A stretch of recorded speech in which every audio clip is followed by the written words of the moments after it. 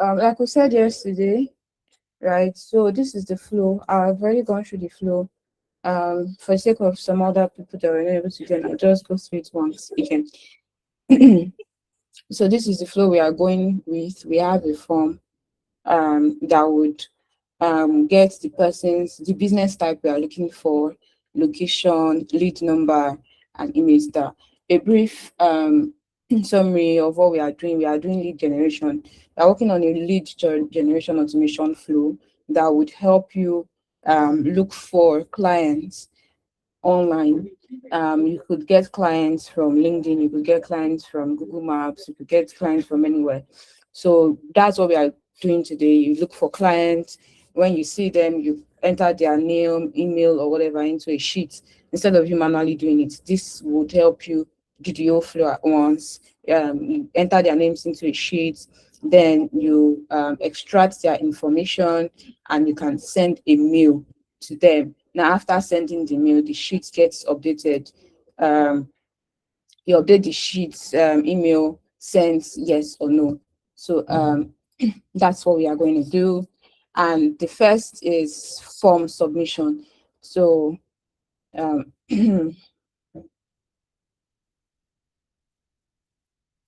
me add a note.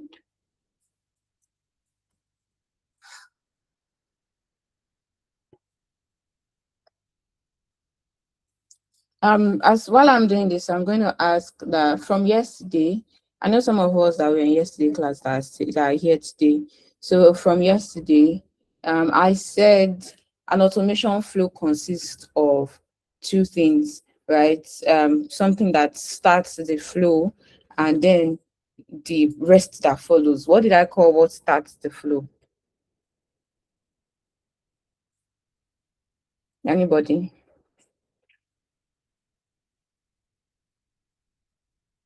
Is there anybody that knows the answer that wants to respond?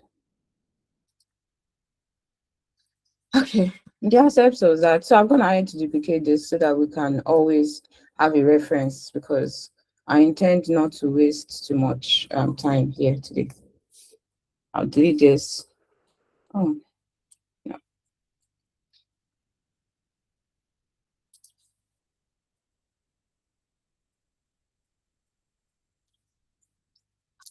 So when you've installed your anything on your system and you do npx anything, it would bring up your web flow like this.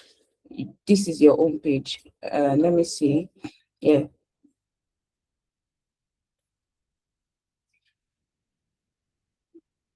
So this is your home page. When you get to this screen, you would see different sections: workflow, your credentials, your execution, your variables, and your data table, right? So your workflow is where you come to create any workflow that you want to do, right? Your credentials is where you come and you input the credentials that you are working with. As you can see, I have quite a lot of credentials: your OAuth, 11 Labs, Perplexity, depending on the app it is you want to connect or the platform it is you want to connect to. If you come to executions, you would see all the executions that you've done. Now, let's say you've put a flow and you want to test the flow, right? Let's say you put a flow and you want to test the flow. Under your execution section, you will see the flows that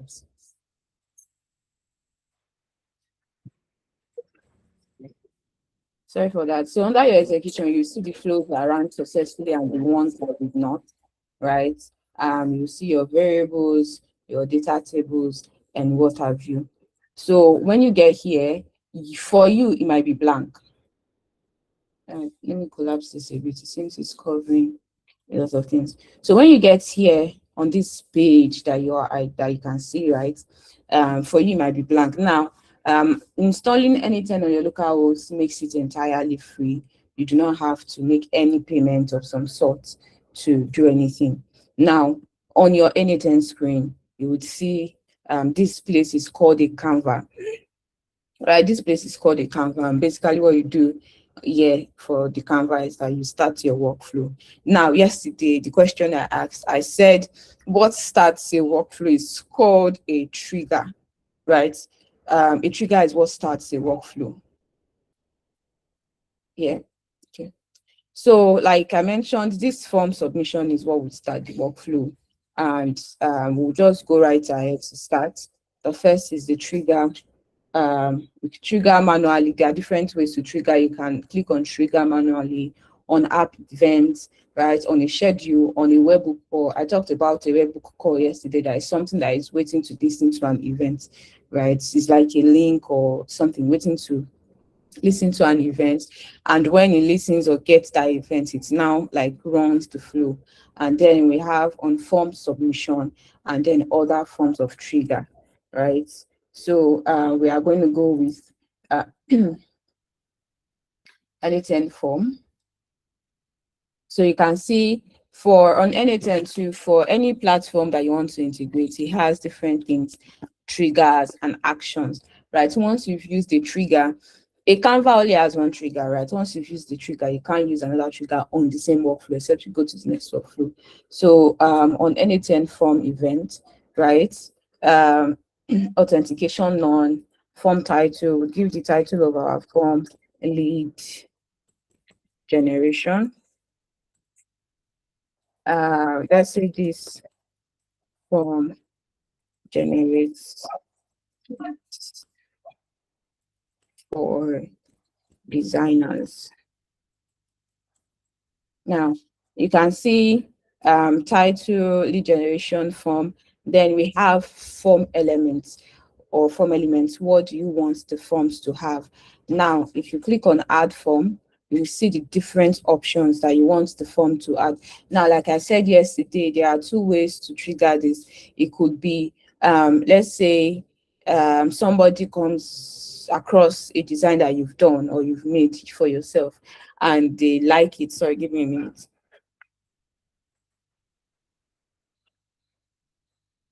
Right. So it could be somebody comes across a design that you've made or you've done for yourself, and they happen to like it. So what they do is that they go ahead, you can include a link or something to fill out their name to reach out to you as prospective clients, right? So when they reach out to you, they fill the form. So you have your business type, the label of the business type. You could do EG, sorry.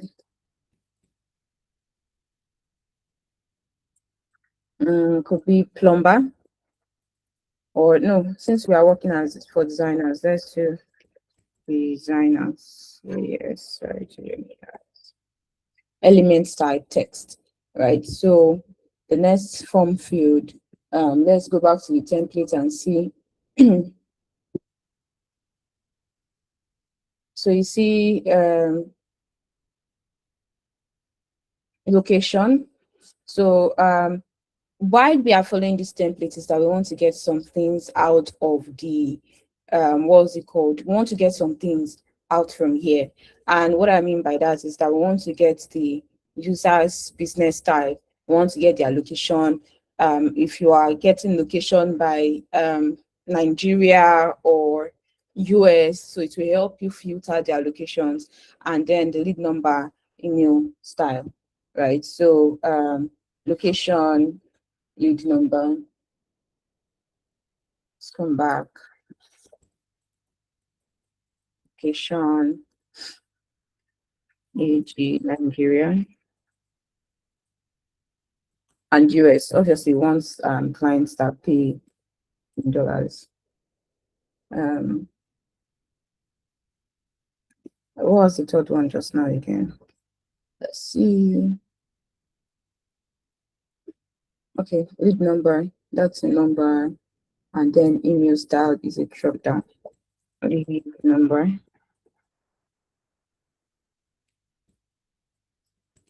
Should be 1, 2, anything, so you can leave it. Want it to be a number. 0, like 1, something. Then finally, we want the last to be email style.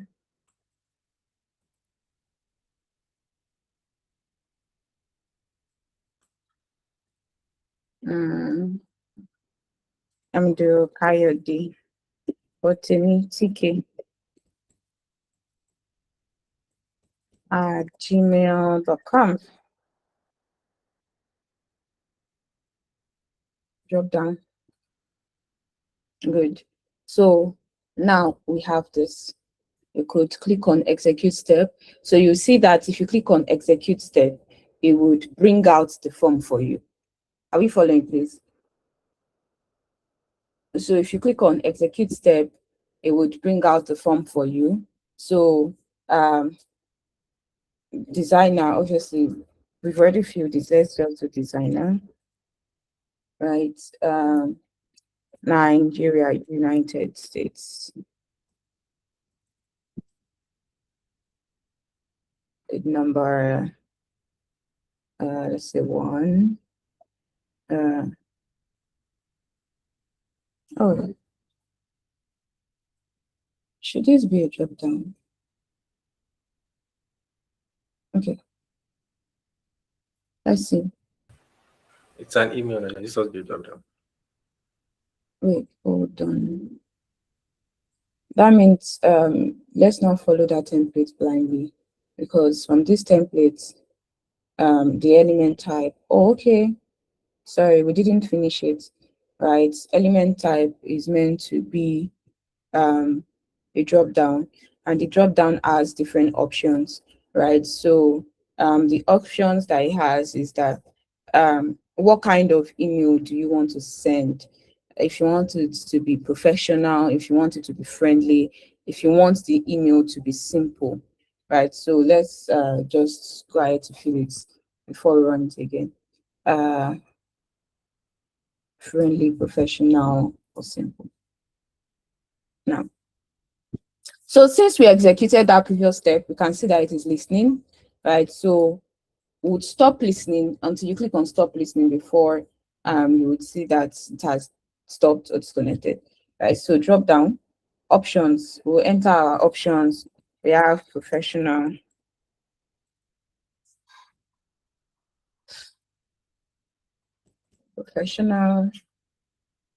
um, friendly, and simple. So you can see the 3 options that we have for the email styles. The next thing we can do, you can actually go ahead to still click on execute step. So let's try it one more time. Oh, sorry. Design, if you are the one using this automation flow, so you are the designer, what clients are you looking for? Right, so you are not entry designer. If you enter designer, it means you are scraping data of people who are also designers. So what clients are you looking for? You have to enter it here. So give me a suggestion. Who do you guys usually pitch to or want to sell to? I need somebody to give me an idea. Tell me, if you want to look for clients, please, who do you look for? Startup founders, founder that just raised could I just raise funds? What's our targeting? Well, startup founders majorly, and well, with business owners, entrepreneurs. What else are we looking at? Okay. Okay. Let's do startup founders, because we need to you know that for if you were using LinkedIn as the lead generation platform, you could scrape people's profile because they have founders in their profile, right? But we are using Google Maps because Google Maps has like lots of businesses that are there that you could search for. Like you say, oh, go to Google Map and you search the name of a business and you see it, right? So I don't think that startup founders is specific enough, but let's see what we can get. Or let's do artificial intelligence, AI engineer. You can do founders. Just write founders. You are breaking up. United States, select an option. Friendly, simple, professional. Let's do professional. If you are trying to reach out to an AI engineer, so you can see that this TK option or sample or label for this part of the form is not accurate. So when you submit the form, right, you can then go ahead to close it, and you will see the output of the business type. You see the output here. This is the form mode test, right? If you want to deploy it, you have to publish. So the form would move from test to not published. So you can see the output from here that has entered. Now, what next to do is, now that we have an output from this node, we want to add our Apify node, right? So you go ahead to click on this plus button and you click on Apify. Tell me, is the section being recorded? Yes, it's live. It's recorded. So you go ahead, click on your Apify, run an actor and get data sets. You see script single URL, you can see get run, you can see run task, you can see a lot of options, right? So for each node, most of the nodes always have their triggers and their action. If you wanted Apify to be the first, it would be a trigger, and you would see the Apify option for trigger here. Just click on it, you see it. And so you can see on new Apify events, if you want it to be trigger, but we are looking for actions, so we are not going to use that. So we'll just come back here, check the next node.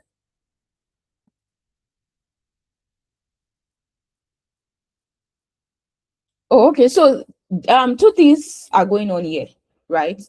So you can see that this person's node is an HTTP request, is calling an endpoint. I don't know if you guys know what an endpoint is, but it's calling an endpoint. You can go and search for what an endpoint means later. It's calling an endpoint, as you can see here. Let's take another approach and see if we can arrive at the same place. But he is calling an endpoint here. Let's pick on run an actor. Let's run an actor and get data sets. What we want to do is the data set action. Let's come to Apify to confirm what we want to do.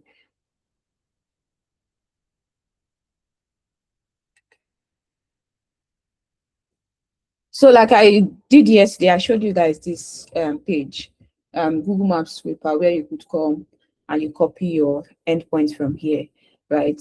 So the endpoint we were looking to pick yesterday is, yes, run actor synchronously and get this asset item.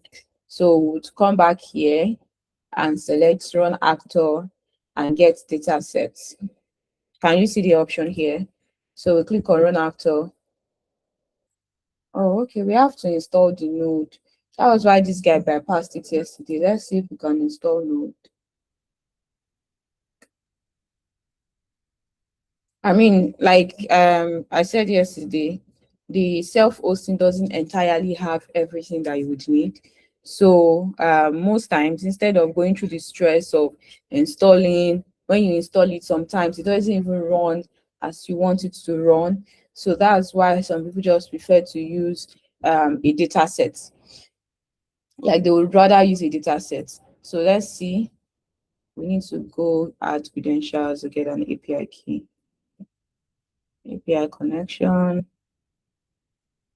You know what? Let's not use it before. Let's go back and use the HTTP request that they used.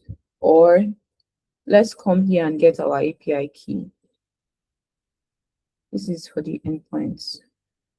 The URL below contains the API token. Don't share them with trusted parties.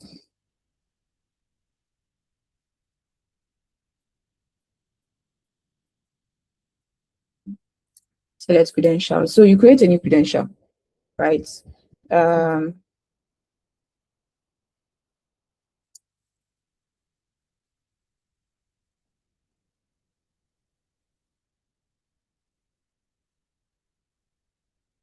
Now, I don't even know where the API starts from.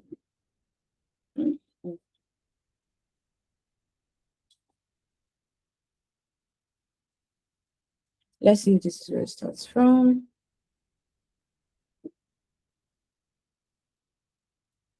So usually, if you add a connection and the connection successfully saves, it is meant to show that the connection was saved successfully.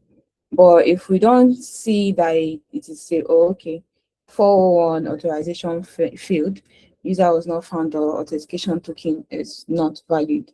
So that means what we copied was not valid. So let's go ahead to delete this and just use the HTTP request as per.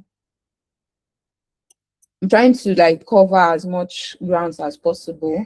I would also like show you guys how to connect other things, how to connect other things like your Google and the likes. So, but for now, let's trying to move as fast as possible. So add option, JSON body. Let's come here to see the actions that he has added in this HTTP request.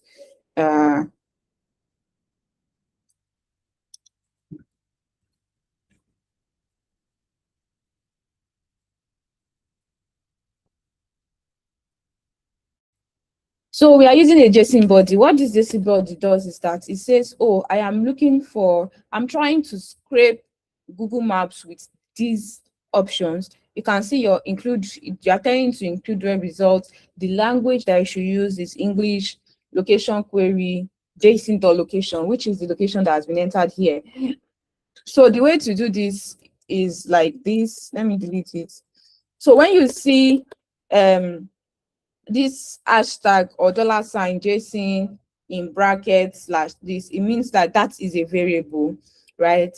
Variables are data sets that varies in programming. So that is a variable, which means that it can vary. Today now we have the location to be United States, but we can have let's say we run this form again and want to like generate for another location.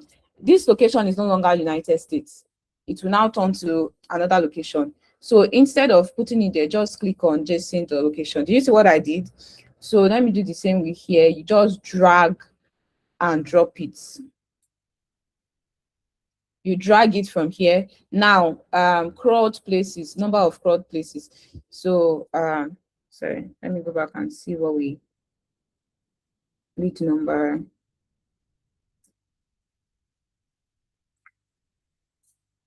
So you come here, drag it, and drop it.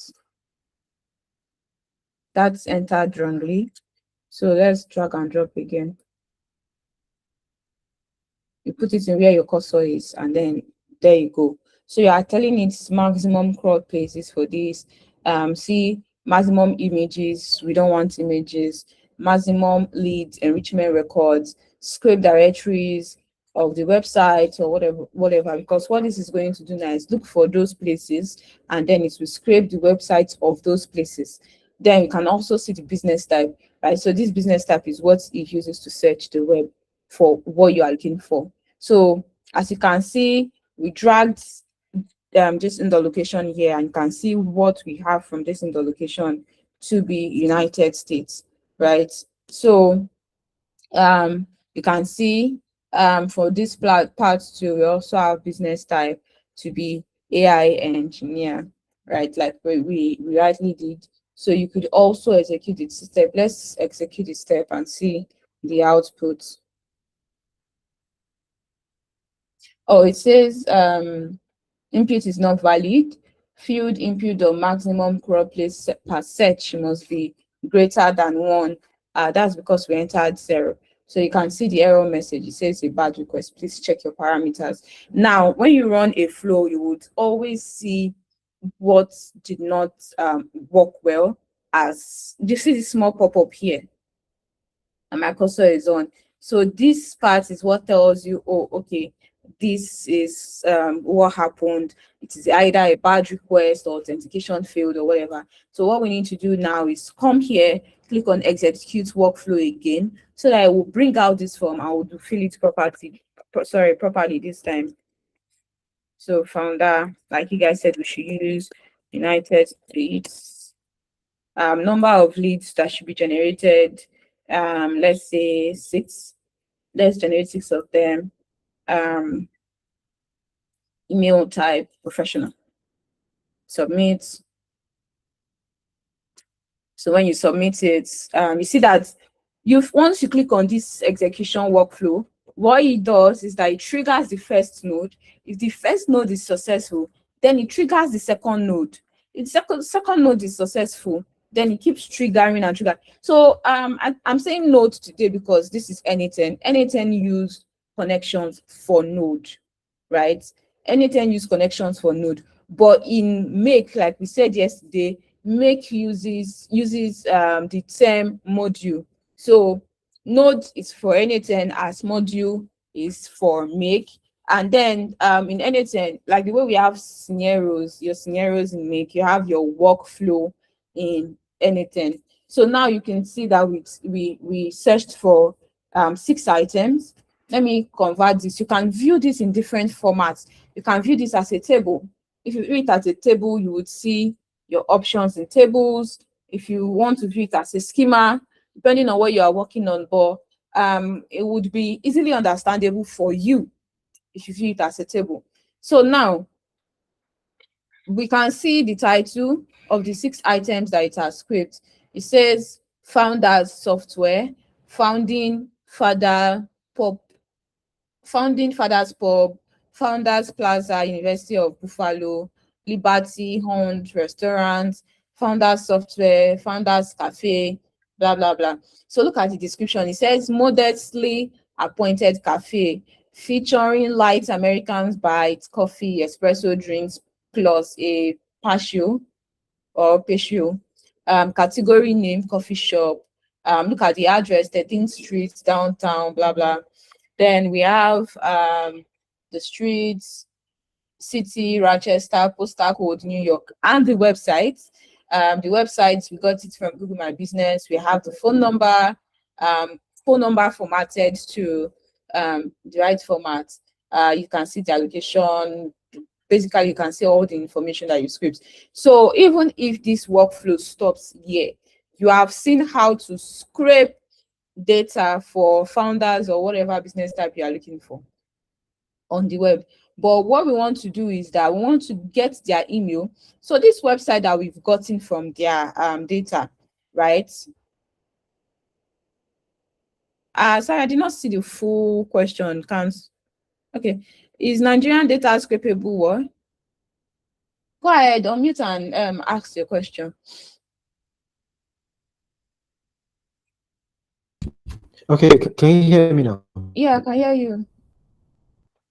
Okay, so I was wondering if Nigerian data, instead of using US, what if we could test with Nigerian data using LinkedIn and all of this potential places to see how it works? Yeah, you can. Whether Nigerian data, that would be assignments.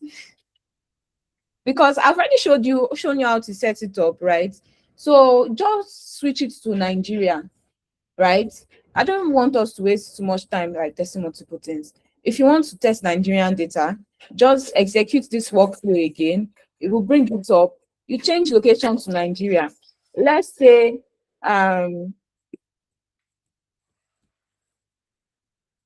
I don't know. You can give me another title also.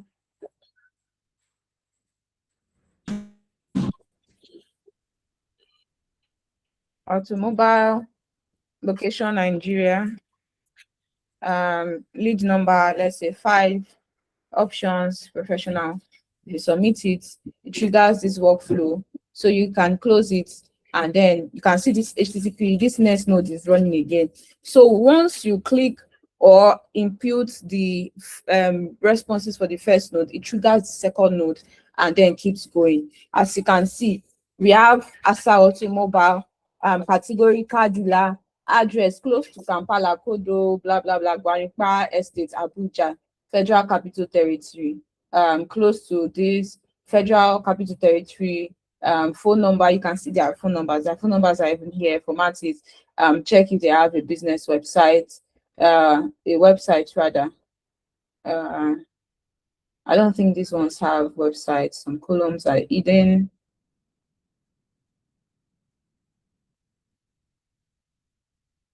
So you can see auto repair shop.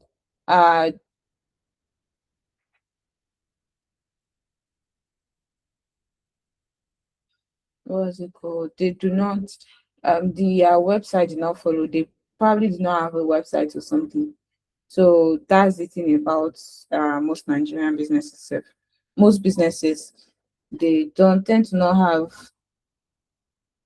Let's see if we can limit it to a location, or like limit it with their sub location or their city, right? So guys, see, I'm trying to finish this as fast as possible.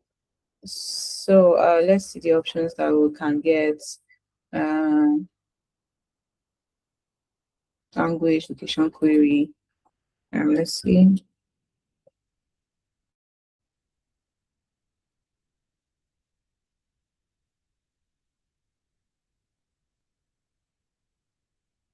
Or even their city is showing, even the city is what's showing Abuja. Meanwhile, that is state. Well, anyways, you can see that there's a difference or a variance in the what it understands as city, state, country, right? So we will have city, and then it's not even showing city, it's showing city. So we can see that from this data sets, we don't have their websites, except we trigger the workflow again, because what we actually need is their websites, right? So what we need is their websites. For somebody that builds websites, if you are somebody here that builds websites, I think it's something that you could also do. Now you've seen that you can scrape 5,000 data at once, but it's money. Apify allows you to scrape 1,000, so you pay $4 per 1,000. So if you are scraping 5,000 data sets, you have to pay 4 times 5, that's $20 to scrape 5,000 data. So you weigh your cost. So as a designer, if you're a web developer or something, now you know that you can go ahead to now reach out to those people. You've seen that, oh, okay, I scraped so amount of data, and these people don't even have a website. You can say, oh, hi, I'm so person. I build websites. I can build a website for you or a landing page for you and set it up on Google Maps, because I was searching for automobiles, but I couldn't even find your website. So I can set it up for you at a discount. You could discount it 50,000, 100,000. I don't think it would be, I don't know, you can discount it and all. So you can see that aside, just that's part of lead generation. You can, if you are somebody that does web development or web design or something, you can, in fact, if you can even vibe code the website or something and put it for them and say, oh, okay, you do it for them. So that's also part of lead generation. So let's go back to our, we'll use the founder.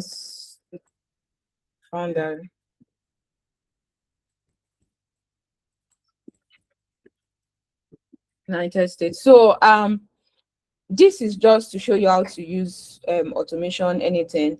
When you go back and you're trying to test again, you can browse, oh, like how can you vary those options? How can you fix the fact that Nigeria returned what's it called?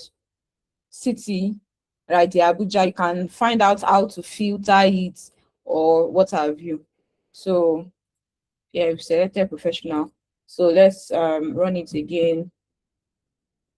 So you see that once you run it, our HTTP request runs again. Oh, this did not run. Let's execute this step.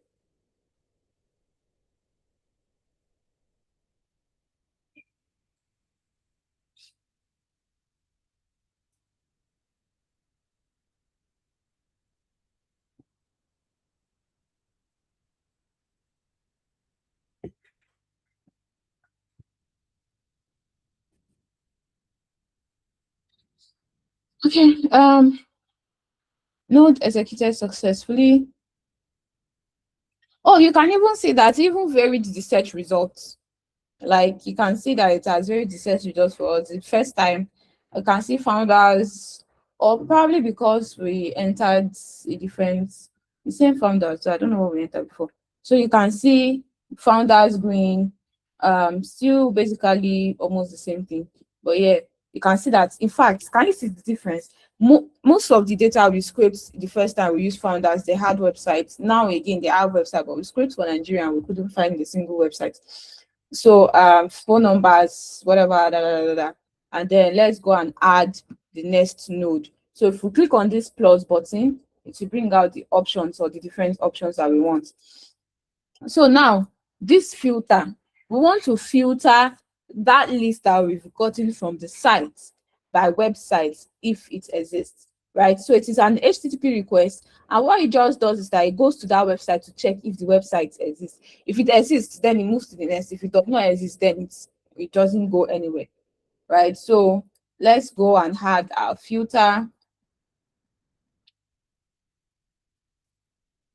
You can see we have different, I mentioned if yesterday, that if says if this is true, then this, if it is not, then that.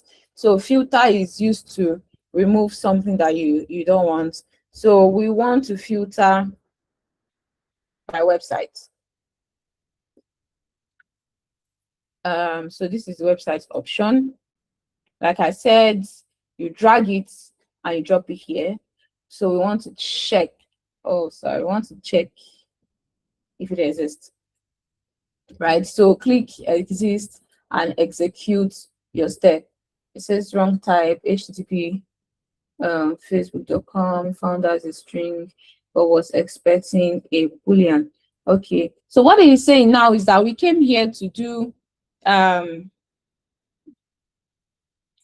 are true or false values, right? So the website that we want to do is a string. It's like a string, but we used bool, true or false.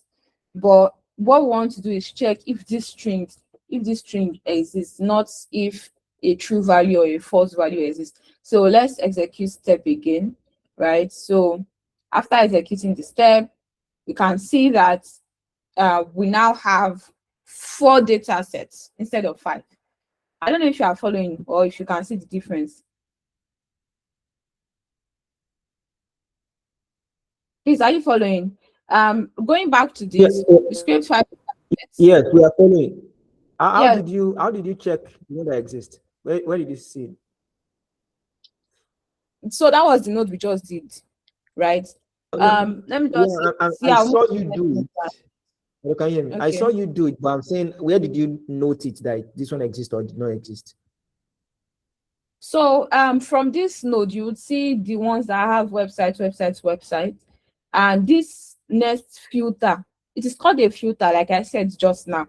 A filter is used to filter data sets or like responses, right? So what I did is that if you want to check if, I mean, we have just 5 values, so we can go through all 5, but if we had 100 or 1,000 values, we can't go through everything at once. So let me delete this again. Anything you want to check, if it's phone number you want to check, you can go to the phone number section. Where is it? Here is the number. So you can go to their phone number section and drag it and put it inside this condition section, right? You put this inside the condition section and click on execute step. Now we have 1, 2, 3, 4, 5 nodes because all 5 of them have phone numbers. But now we can see that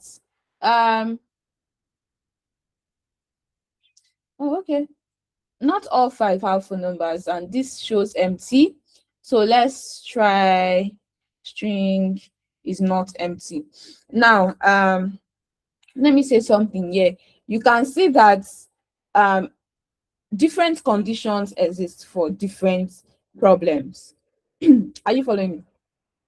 Different conditions exist for different problems, or different filter options exist for different problems. Now we could see that when we used phone number, when we say, oh, check for phone number if it exists. Now, this phone unformatted field is showing empty, which means there is a value there.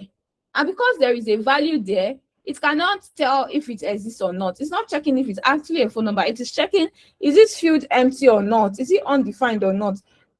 Sorry, but you can see that it's showing empty, but still there's a value there. So that was why you returned all 5.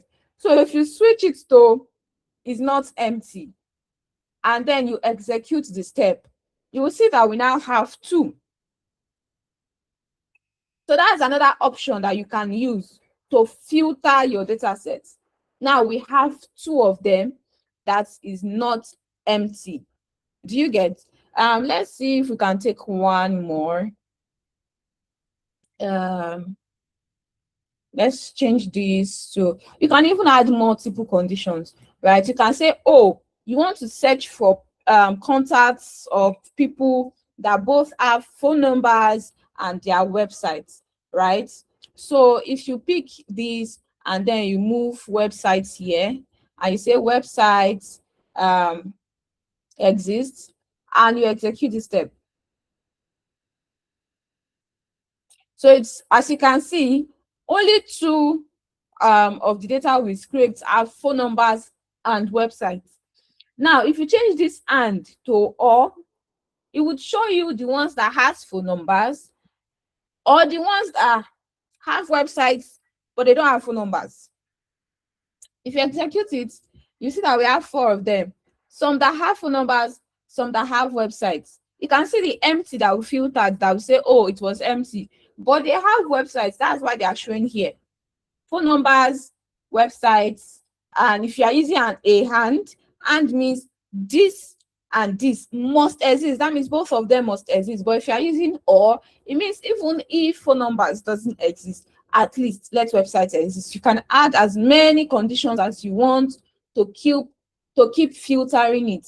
And as you can see, it says kept 4 items and discarded 1 item. Now, this 1 item neither has a website nor a phone number, so you don't need it and you are dropping it. So that's what you can do with this if node. Let's go to the next. We are looking for only the website. So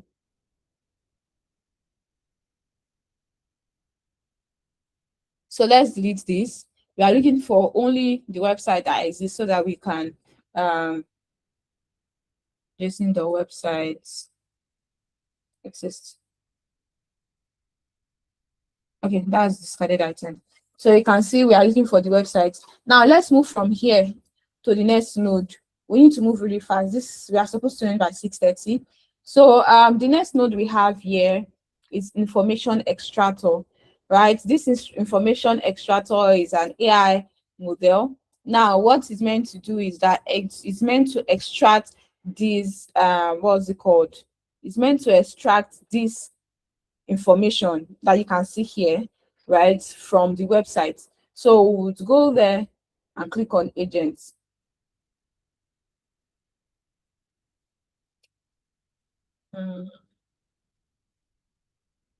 And so you see, this is an AI agent.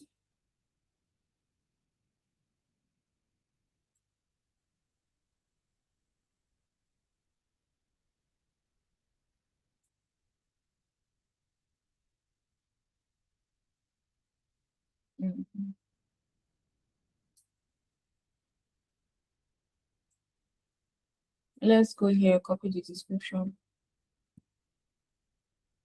Okay, one more thing, so that I wouldn't just look as if I'm copying and pasting. So one thing about N10 is that you can, N10 has a community, right? N10 has a community for, what was it called? Creators, like I mentioned yesterday. So if you create you create over 3 templates, you can become a verified N10 creator. Now, from creating that, that's what we are doing. You send, would get there, right? So that's what we are doing. So just be calm, be patient. So you can find as many templates as you want. you can, this one now, when we are done, you can even copy and paste it in your own workflow. So you can see the setup guides and instruction here. So I'm not following this because this is not really detailed as you would want it, right? It's just a guide for us. So you can see information extractor node. Let's replace this. This AI agent is not meant to be here. Replace. So if you want to replace, or do something or modify a node, if you right click, you will see open, you will see execute step. Instead of going to the single node to execute step, you will see rename, you can replace, you can deactivate a single node, you can copy, you can tidy up workflow. So to tidy up workflow, let's say everything is in themselves like this, right? If you highlight it and you click on tidy up selection, you see that it has gone back to normal. So that's what tidy up workflow does. If you want to replace it, you click on replace information extractor. We have replaced it to information extractor. What we want to extract is the website. So we drag the website from here, like we've seen that you can always drag. We drag the website from here and put it here. Right, so we are going to give it a description. Let's go and copy the description from here. So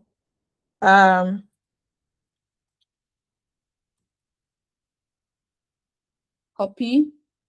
It's asking us for attributes, like what are the attributes or things that you want to extract.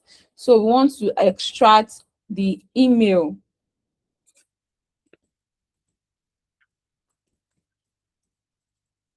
The email address, and we enter the description for it. So description says find out the best, only one email address from the website. After scraping the website, the email address has to be in ideal format, right? So let's see if we are not missing out anything from here. So it marked it as required, meaning that this is required, you cannot skip it. Now we want to add a model, right? An AI model that will be used to ensure that it extracts it intelligently. So let's mark as required model. Requires the model. Now you can see you can get a list of models, right, that you can choose from. You have Anthropic, Azure, AWS model.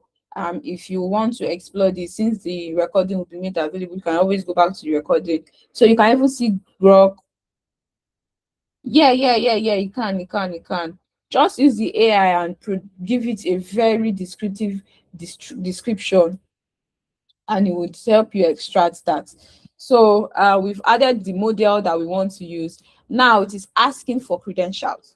There are two ways to add a credential. You can add your credential from either your node or that credential section that I showed earlier. But one thing you definitely need to do to get a credential. Now, let's say for any node you are using, any app you want to connect, any platform or product you want to connect, you always have to go to their website to get a credential or an API key from them. So since we are using Gemini, you click on Gemini API key. I already have a Gemini account or a Gemini API key. So we are going to be using it, but if you don't, just click Google Gemini API. It will redirect you to where you need to be, and you can see, you can get started. So this is Gemini API reference, whatever. Get API key. You click on get API key. Now you can see that I already have an API key that I've done. But if you even click on get API key, once you sign up, click on get API key, you will see an API key.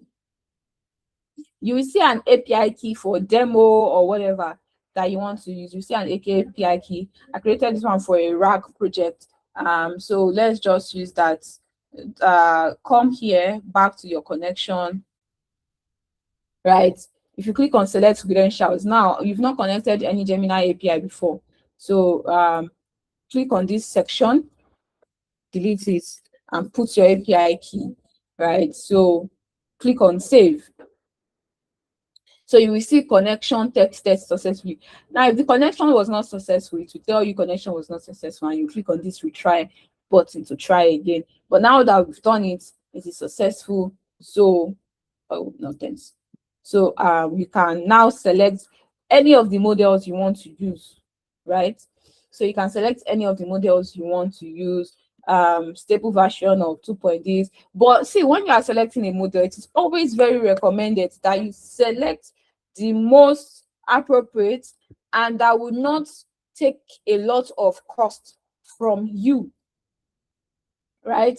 Select the most appropriate that will not take a lot of cost from you, that will not eat up into your credentials. Now, we are trying to, this is another workflow that, now I'm doing this for this workflow so that we would see the model that I select, but you can always, I'm doing this to show you that, oh, okay, you can see models Gemini 2.5 Flash, right, which is the same thing that we have here. But always make your research depending on the problem that you are trying to tackle. Let's say you are using OpenAI. Now, OpenAI also has OpenAI models that are good for research, that are good for text, that are good for images, that are good for whatever it is you want to do, right? So always ensure that you do that. So if you click on this run icon, I don't know, can you see this run button here? So if you click on this run button here, you can also use it to execute the step here. Now, I'll show you guys how to add your credentials. Is it tiny, or it will be obvious to us? Is it what? Is it this tiny, or it will be obvious when we're trying to do it? Is it signing to you? Yeah, kind of tiny. Is it better now? Yes, yes.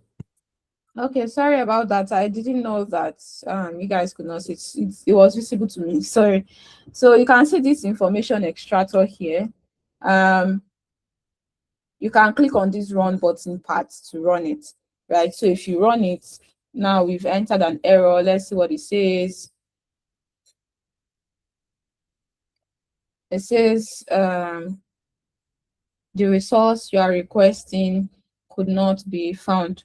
What's going on? Description would match an object. One required, blah, blah, blah, blah, blah, blah, blah, blah. The resource you are requesting could not be found. Flash content. This model is no longer available. Oh, okay. So as you can see, it says that this model is not longer available to new users. Can you see it? It says this model, Gemini 2.5 Flash, is no longer available to new users. Please update your codes to use a newer model for the latest feature and improvements. We recommend you to use the interactive API. This. So let's see, let's try browsing which Gemini model is good for text extraction from a website.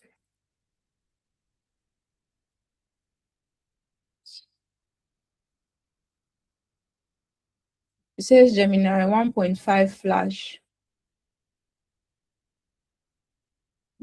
Is this a recent?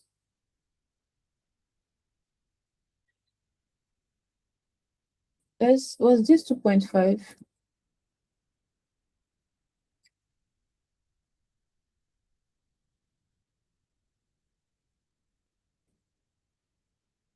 Let's add in 2026 to our search.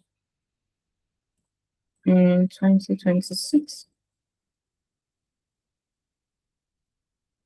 Oh, okay. It says Gemini 3.5 Flash. Let's check if we have 3.5 Flash that we can use.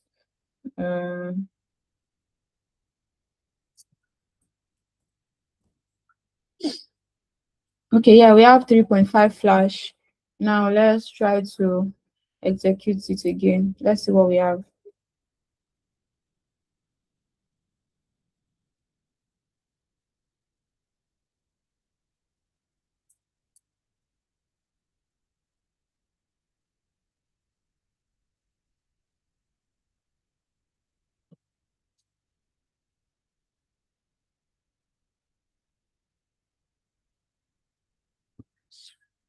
Oh, service unavailable. Try again later or consider setting this note to retry automatically. Why are we having service unavailable?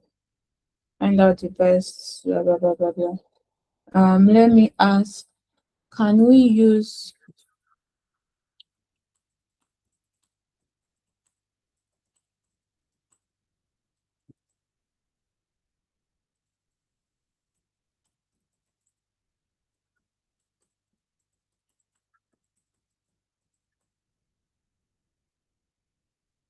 says OpenAI like GPT 4.0 can extract text from a website if you provide the web page content. However, so it says the model cannot browse live URL directly on its own without a web visit. You must copy and paste the website into the chat. We cannot copy the whole website and paste into this. Because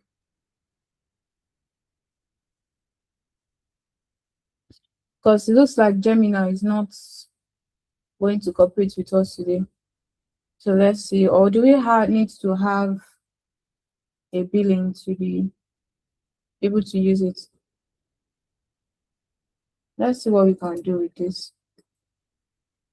There is no billing currently set up for this project. Set up billing. It looks as though we are supposed to have an amount or something here.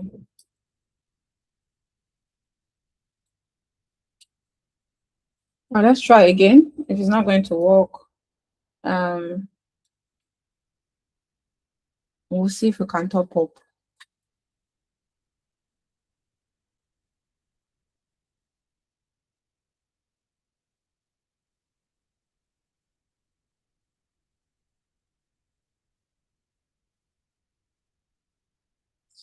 Okay. Well, let's see if there are other things that we can use first before we might need to top up. Can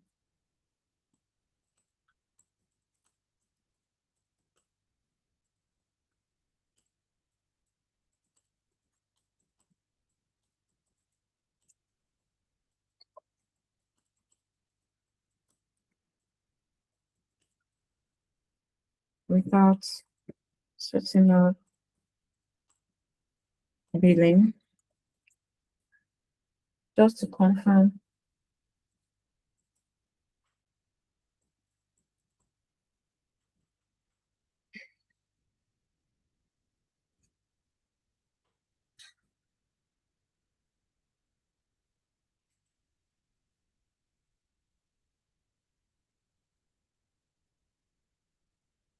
So we are supposed to be able to do that since this is not even up to 15 requests. If you like, let me know how much text how many pages you want to be daily. So we are supposed to be able to do that. I don't know why this is not cooperating with us. Let's try and execute the workflow again from beginning.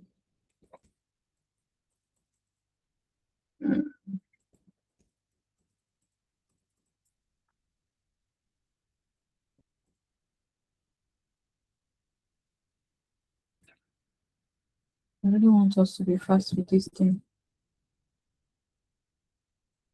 So to go through the flow again, if it's not working, we'll come back to this.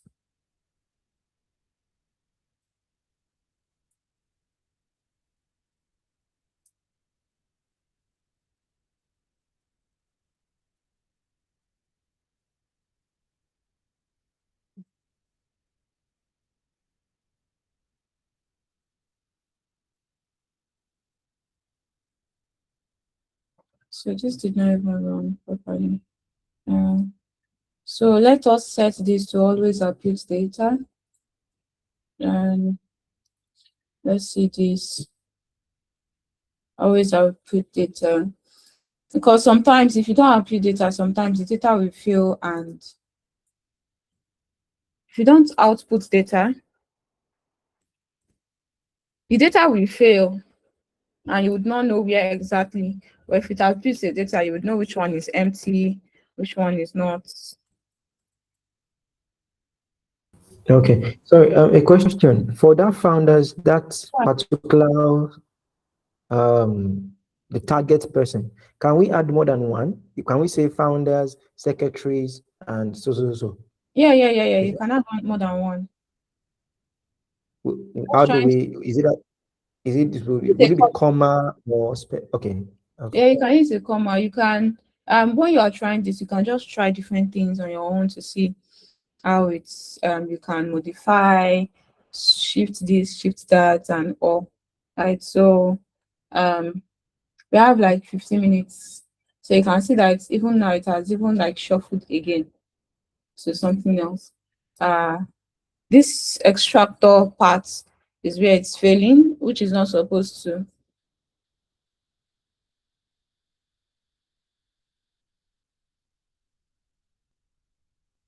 Okay, since we are making progress now, you can see it has failed. Something is making it to fail.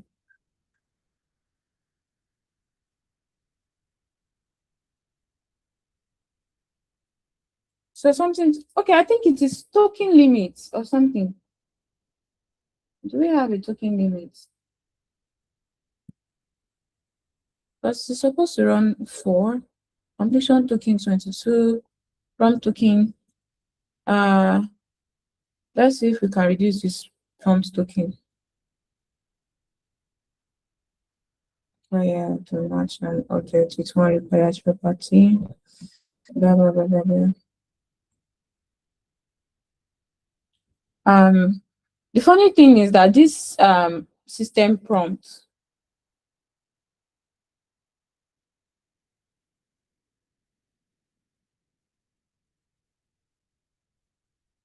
how do we are not the one that even gave this prompt.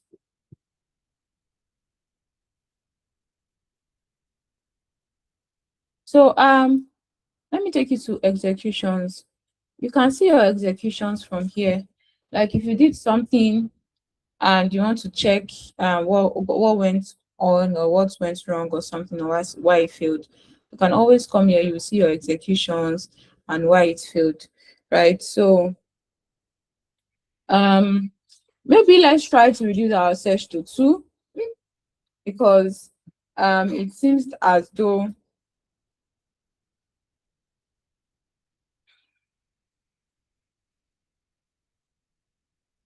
so we get an error from here saying service unavailable, try again. But if we open it, you'll see this same thing. Let me put it in JSON. Generations, test, email address, finish reason, stop, token usage. So I think that the free tire is a bit limited, right? So let's limit it to 2 and see what we have.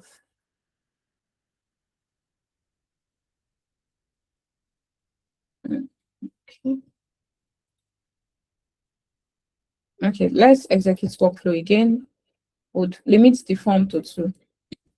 The reason why I'm using founders repetitively is because we've seen that founders have websites, and website is what we are focusing on for now, right? So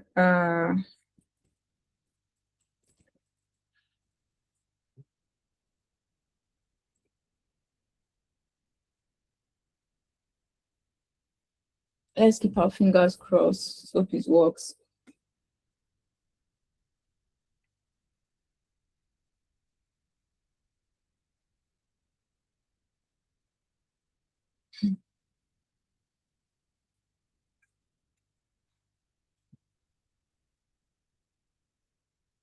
So it says text for item. It means something went wrong here.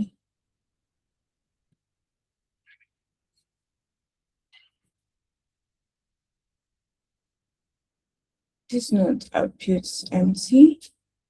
Now you can see that it's saying this node outputs empty instead of it's supposed to output something, but it is empty. So let's check our Apify. Let's see what's going on.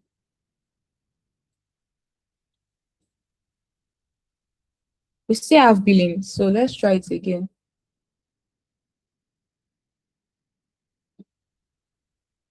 Let's try it again.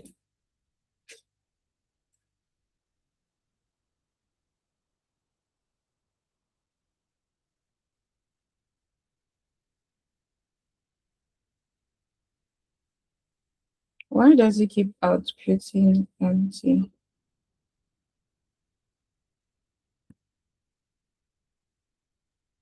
Let's try again.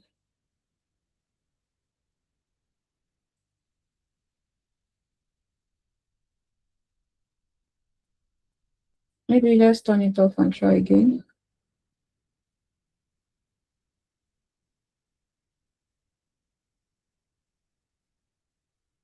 Okay. If it's not getting any information for us, let's increase it to. Let's increase this thing to, let's say, 3.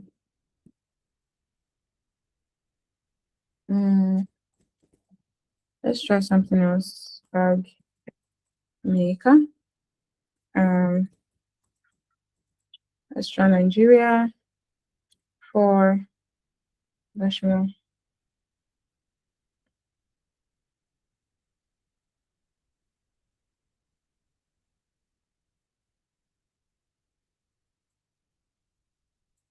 So let's see if we get an output for this.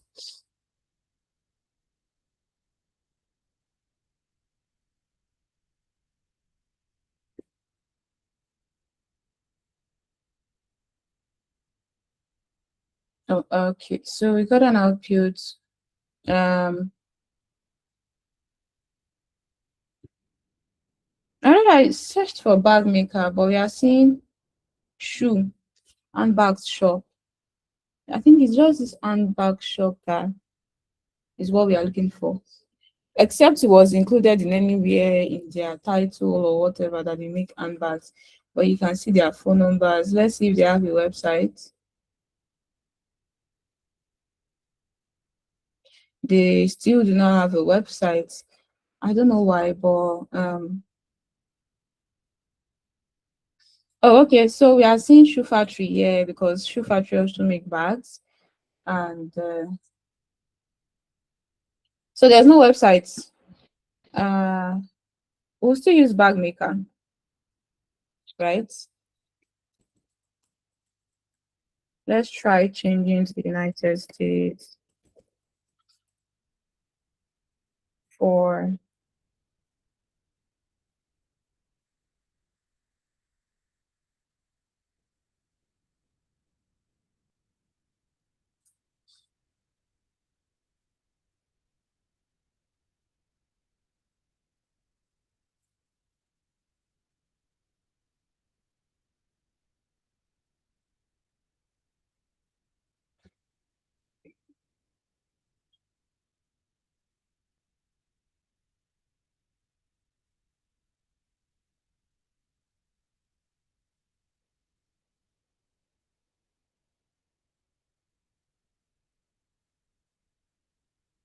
okay. So we chose United States. Let's see if they have a website. As you can see, they have a website. All of them except one. Okay. We looked for 4. 3 had websites, 1 doesn't. So I think that if you are looking for leads from Google Maps, you should have already seen or known by now that your best bet is not Nigerian. Your best bet is not Nigerian brands, because except if you can reach out to them on their mail or their Instagram handle from their phone numbers, but you can see that they barely have their own website set up safe. I think web designers or website developers would benefit from this particular website thing, because you barely see this thing for Nigerians.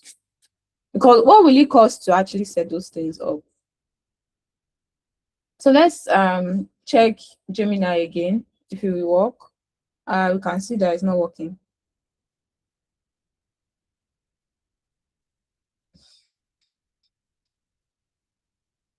Oh, okay. They said there's a spike in demand.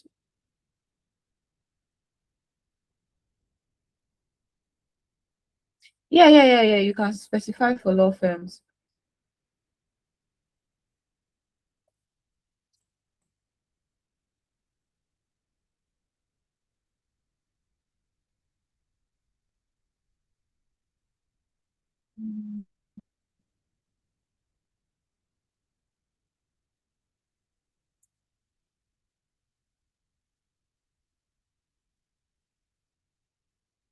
So I think this is an issue with the community version of this. I'm having a problem with community version of anything. When you sign portrait policy, I get this error, it doesn't connect, blah, blah, blah, blah, blah.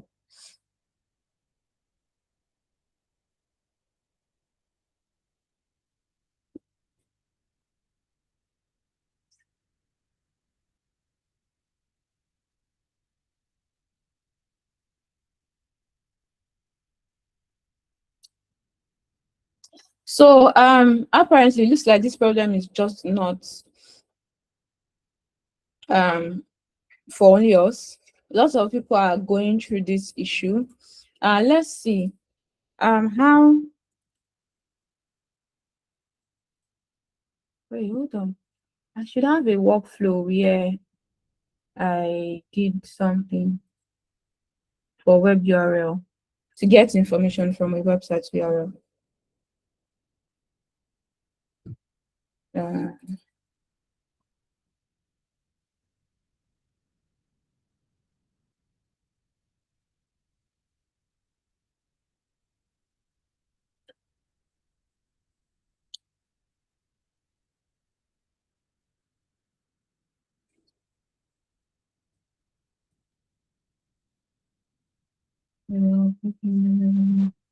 Okay, action, click secret, fetch page, for links, strat links, yes. So let's see. This is a get method, fetch page for links.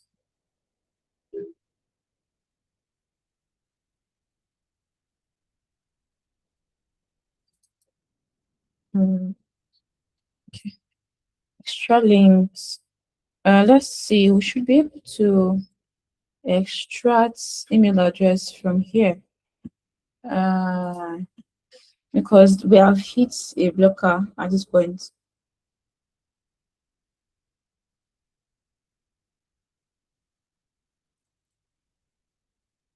See. So let's paste it here.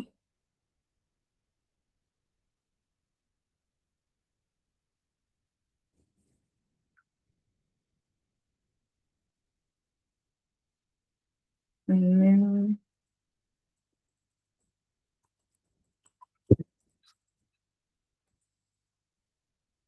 so if you want to disconnect a node that is already running, you disconnect it like this.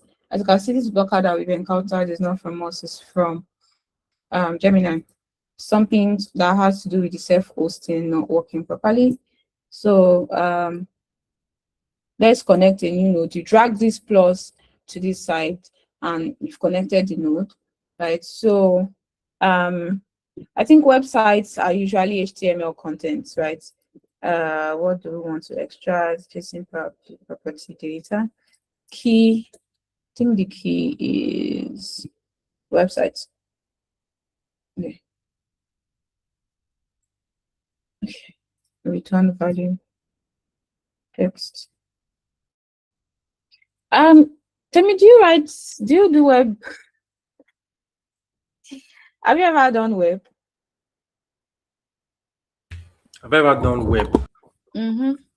Like build a website? Yeah, HTML. I use Framer majorly. Because I'm not a web developer and that other this thing extractor is not working. It doesn't look like.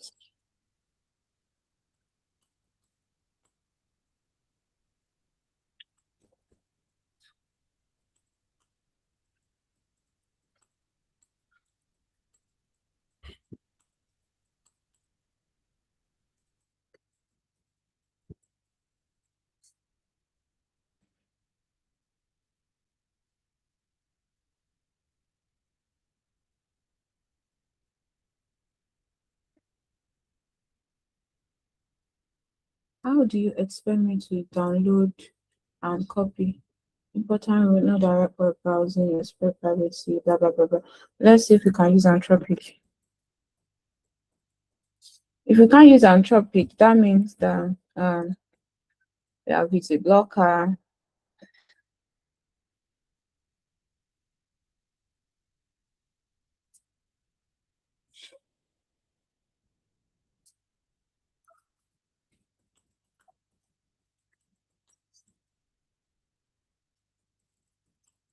And yeah.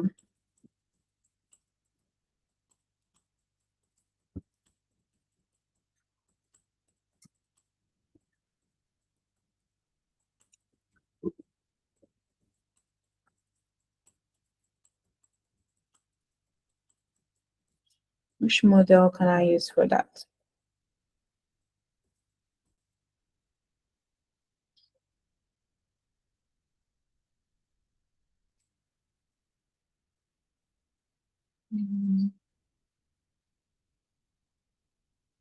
Standard regress.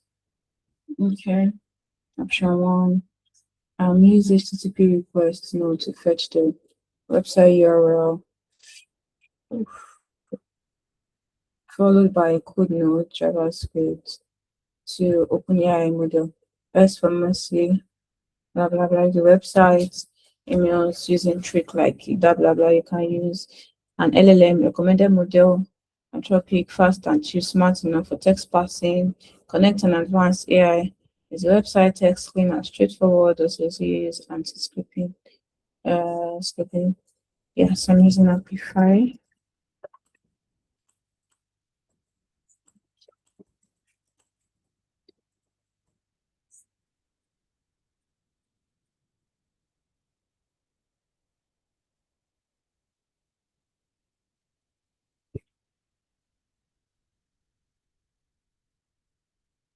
Charities social hours with the past data or HTML. This returned plan shooting center. The item email browse. You know what? Let me use Claude to find the best way for this, because it's almost 6:30. I have this node. So sorry, is it possible to run into bugs like this? We ran into bugs. You're asking me if it's possible. Yeah. Like because I know it's I never thought that AI automation workflow would be like you're coding. Because it's only when you're coding that you can run into bugs like this and this. No, there are usually bumps like there are usually bumps like this, especially if you are trying out. So you know that for this we are using different platforms connection. So you don't know how some platforms work. Like now, me, I don't know that Google. I use OpenAI Anthropic. I don't know that Gemini will give this error. And we checked on and we saw that, oh, okay, this issue is something that is common, like we saw online. So instead of just dwelling on it, we'll just try to find another way. Okay. It's nothing personal, it's not from our end. It's just looks like Gemini has other plans. I have this workflow.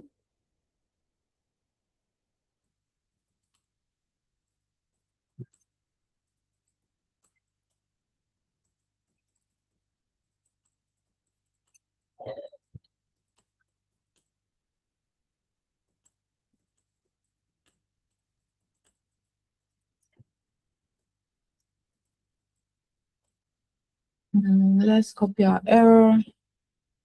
Open. I'm hoping Claude gives us a fast response.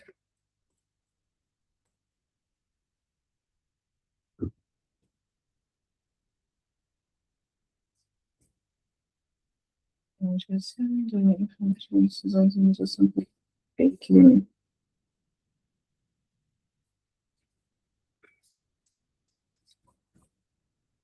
It should copy it properly.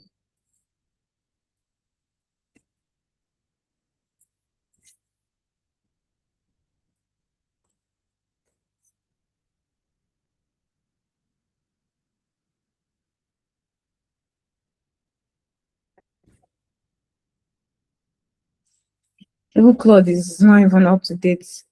It does. Can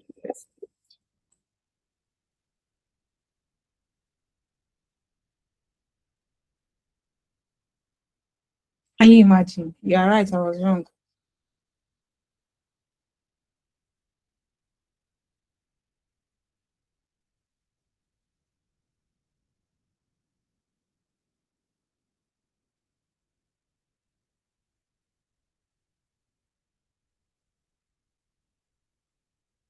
The Google server has been overloaded, especially on newer models shortly after release of API key 18 per minute quota for the free trial.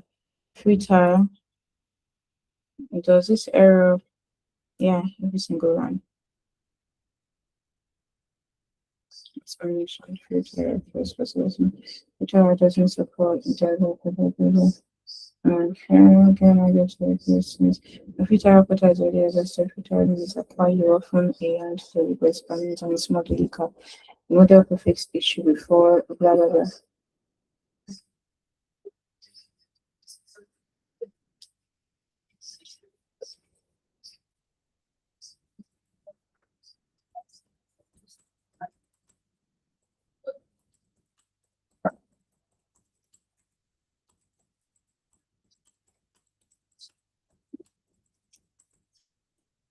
This seems to be a blocker because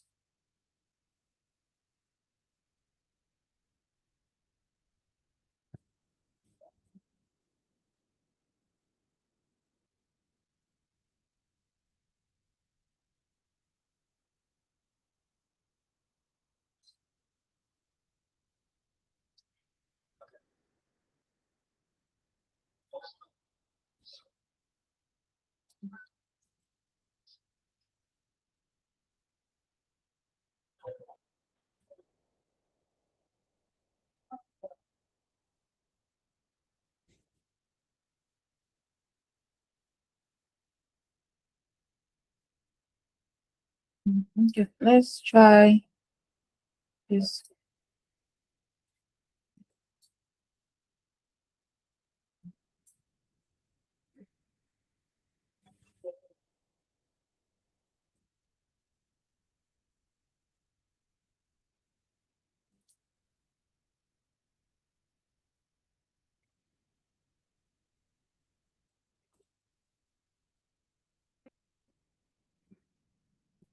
Okay, let's see if this will work.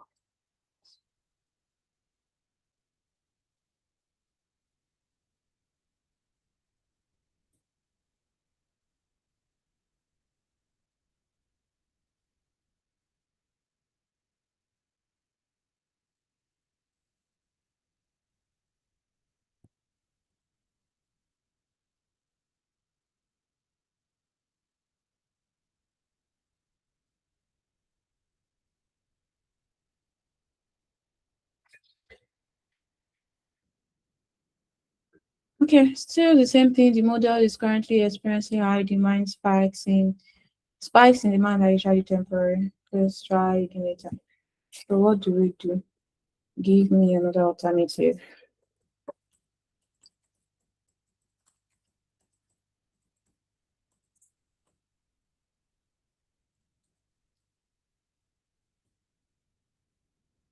Does Gemini have 3.1? Let's check their flash options. Yes. 3.1 flashlight.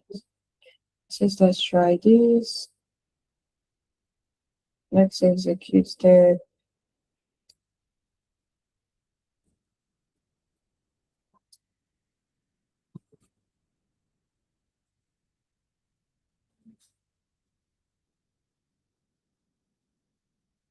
okay. Not executed. Oh, okay. You can see that we did get some information, but I only got the email for one email address, info@bagsandShoeDoctors.com. Prompt token. How do we even edit this prompt token? Because this prompt token seems to even be okay. We'll work with what we got at this point. So what do we have next?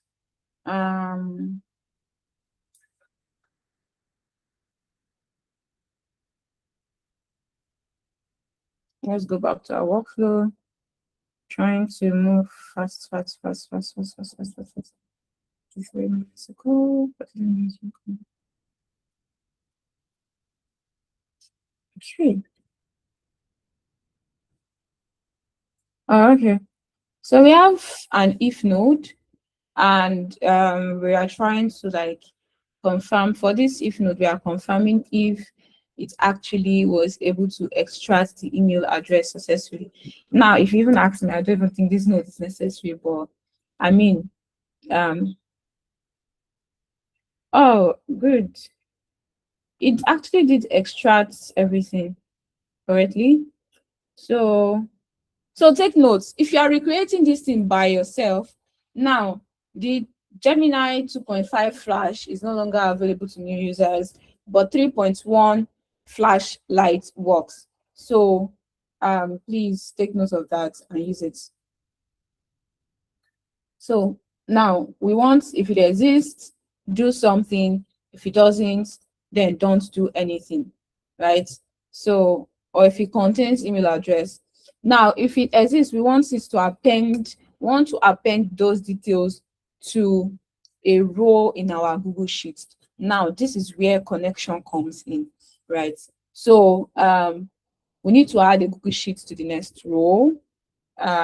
You can type Google Sheets. So you can see a Google Sheets, append or update a row in Sheets. Now there are different, you can see lots of options in a sheet. You can create a spreadsheet, you can delete, you can append or update a row, you can clear sheets. But what we want to do, it's already dark here. Let me close my video. So what we want to do is append or update a row. Creating a spreadsheet is an entirely different thing. It will just create a spreadsheet, right? So we want to append or update a row. So you select on create or update row. I have my Google Sheets account credentials already, but for you, I don't want to skip this step. So for you, you would need to sign up to, you might need to sign up to Google Cloud Platform, right? So Google Cloud Platform, you get your credentials, like your secret key and your client ID, Google Cloud Console. When you get there, go to my console, right? I'm just showing you this step. So when you get to your Google console, you create a workflow or a project. You can create new projects. If you click here, you will see all the projects you can create. You click on new project. If you create new project, let me see. Let's see if I can create a new project. You see your project name, AI lead automation. You don't need to change this. Click on next. Oh, billing accounts. They are not charging you for this project. For any new project you create, they are not charging you. So now we've created a new project. So you need to create, whenever you create a project, right, you have to enable some things in the project. Whatever you want to use, you go and enable it. Now we want to use Google Cloud and Google Sheets, right? So you will come here, API and services.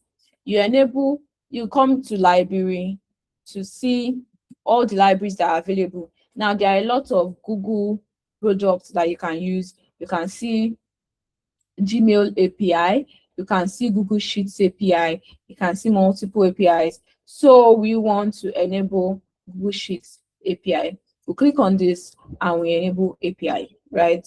So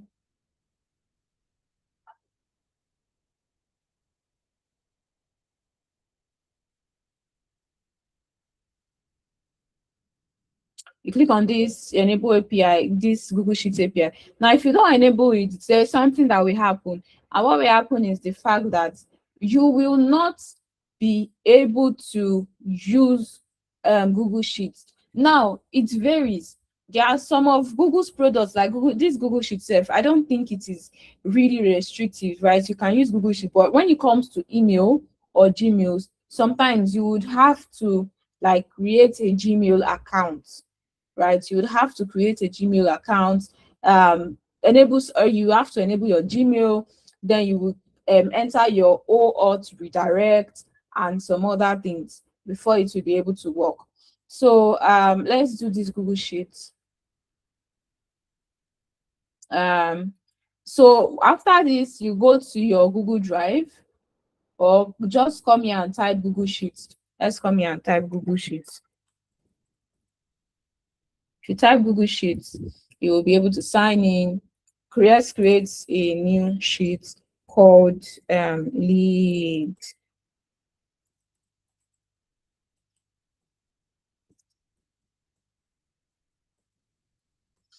Now, creating this lead generation tutorial, we are going to enter the business type. So let's come to this workflow and see what's listed in this. So you can see what he has on his sheet is company's name, category, website, phone number, email address. Then he has cold mail status and send time. So let's come here and create it in our sheet, right? So company name, category. Please, are we still following? Websites.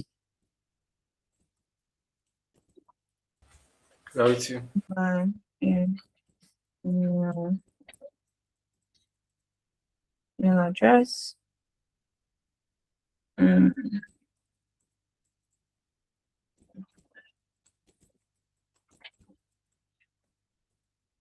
Cold mail status. And send time. Good. So now we have this sheet, and what we want to do is append the rows in this sheet. So go ahead, save the sheet, come back to your workflow, and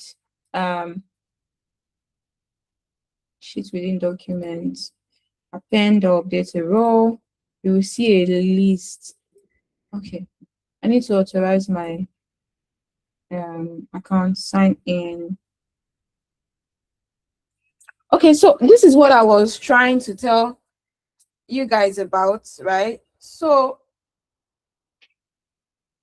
let me show you how to connect your sheets and your email, right? There is something called OAuth redirect, and this OAuth redirect, let me try and click it. This OAuth redirect is when you click on it on trying to connect, this is where it takes you to. It takes you to this redirection page. Now, on this redirection page, what you will see is that if you've not, like me now, I've entered my core redirect URL before, right? So that's why I'm able to see this page. Now, if you are starting afresh, not entered it before, here's how to do it, right? So this cloud that you've created, you will come to OAuth consent screen, not credentials. So you come to OAuth consent screen. So create a credential, OAuth client ID.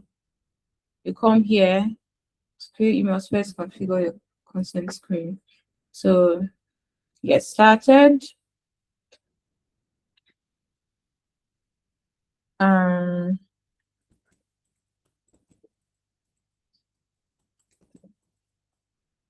This is one of the most serious blockers you tend to see when you are doing your automation. So that's why I'm taking my time to go through this for you guys. Right, so you click on create, continue, create. So you've created this, you'll be able to add that redirect URL to your consent screen.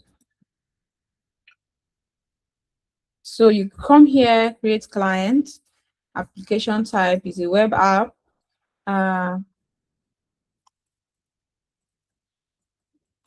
Lead generation tutorial. And then you add, can you see that you can see the authorized redirect URL now? This authorized redirect URL, it will come to your workflow here. Copy it and come and add it here. If it is not here, if you've not added it, you will not,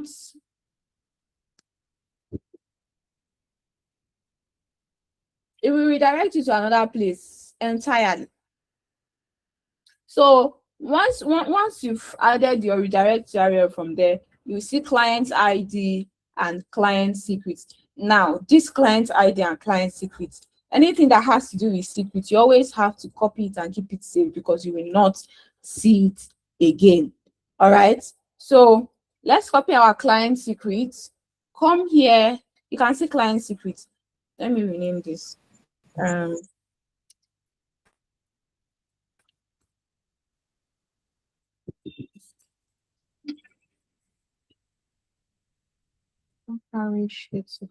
No, let me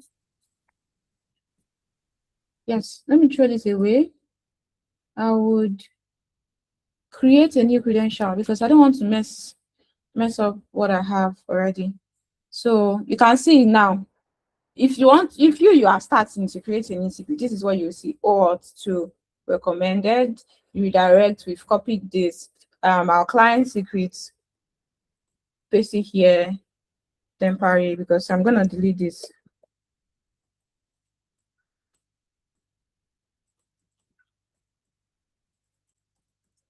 Temporary secrets.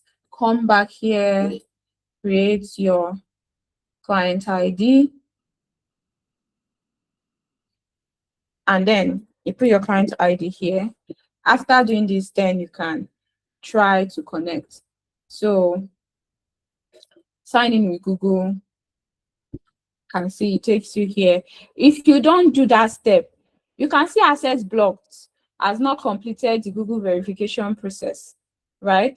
You can see that your access has been blocked. So let's wait a bit. It probably has not updated or shown. Okay.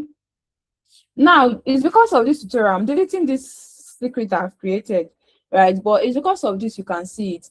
Normally, nobody should see your secrets.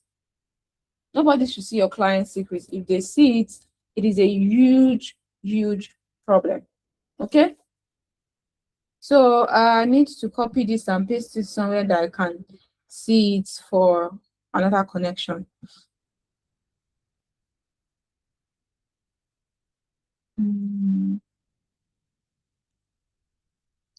So let me paste it in my notes.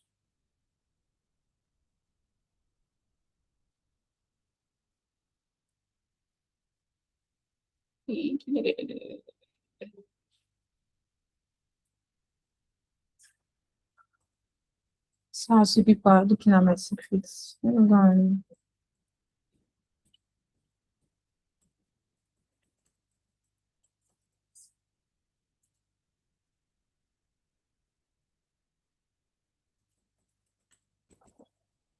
Client ID. We don't need to keep client ID a secret. So click on OK. Good. So this has been created. Let's try that again. Let's try signing in again to sign in with Google.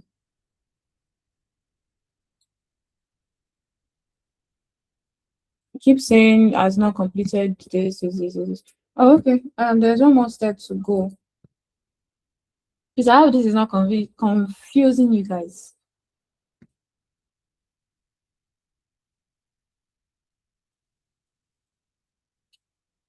So your audience, right? You need to publish your app.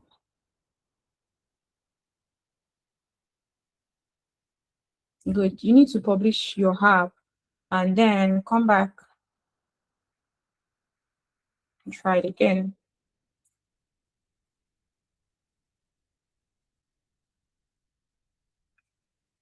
Now you can see that that issue has gone.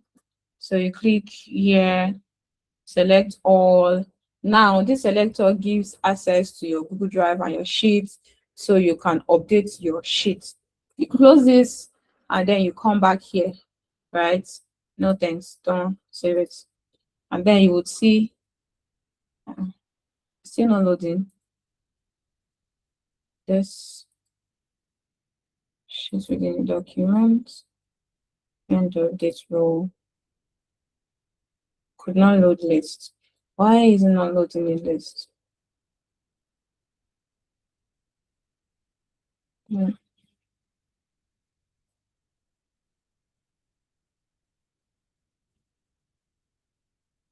Has not been used in project before. Enable it by visiting. But we just came back from here. Let's go back again.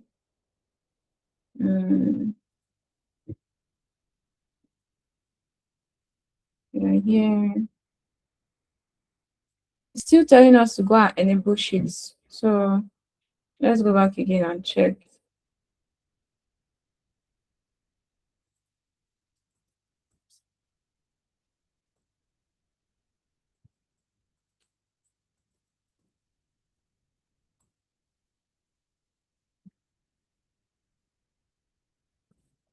It is enabled. So why? Let's see Drive. Maybe enable Drive.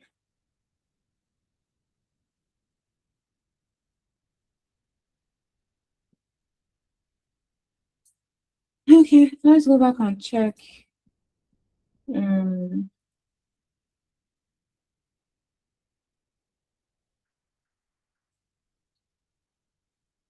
Oh, voila. Apparently your sheets is in your drive, so you need to also enable your drive. So you can see all the content generation that I've done, supplier sheets, price comparison, make generated, blah blah blah blah blah. What's the name of our? I think leads. Yes, yes. So yeah.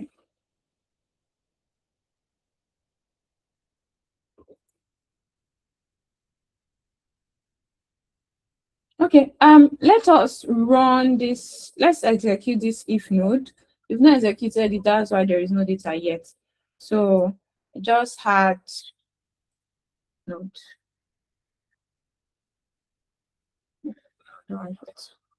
Let's see this, execute this. So you can see that since we were able to extract 3 of their email addresses, right? So we are here now.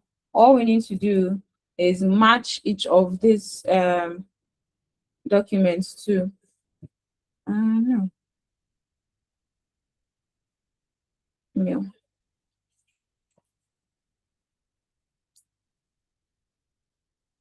Email address. Send time will be now. Let's see.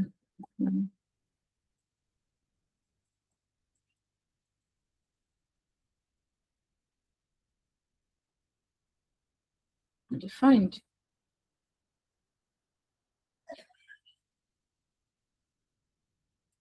Let's execute.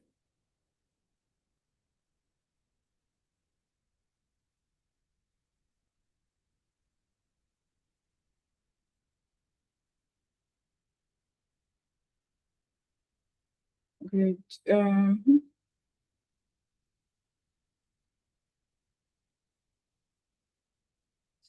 Okay. So let's come check out sheets.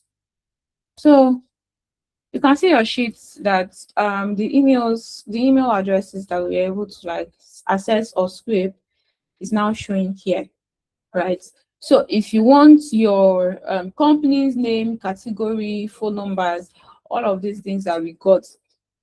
Sorry, if you want all of these things that we got before, what you can do is come here.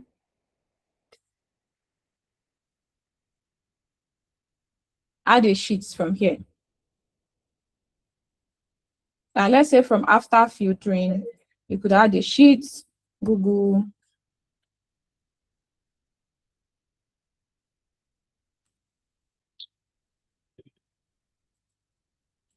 sheets. Yeah, you add a sheet. Same thing we did. Append or update a row. Yeah. So you see, you choose your sheets. Generation tutorial. Choose from sheet 1. Map each column manually. Select column to match. I think we actually need to match a lot of all these columns. Company's name. What's the name of the company? Company's name is their business name.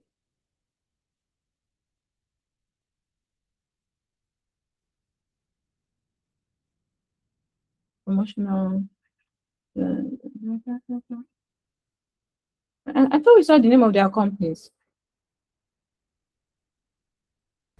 Your screen is off. Oh, really? Sorry about that.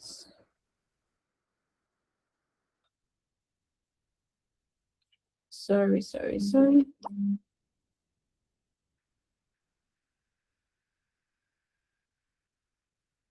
Oh, this is their company's name. Oh. Bag maker. Yeah. Company's name. You can do category name, website. That's if you want to save all of the details that you're getting. All right, your website, your phone number. Yes, is phone number formatted. So email address gets updated later. Address.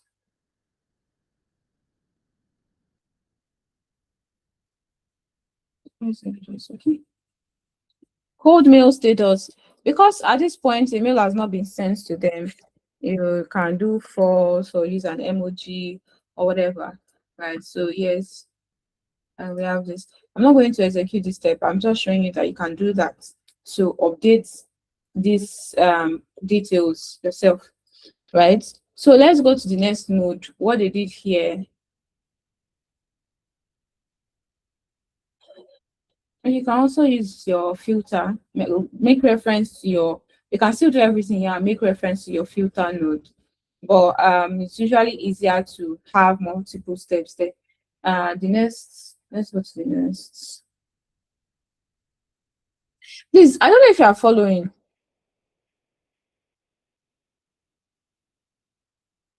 Please, are you following me?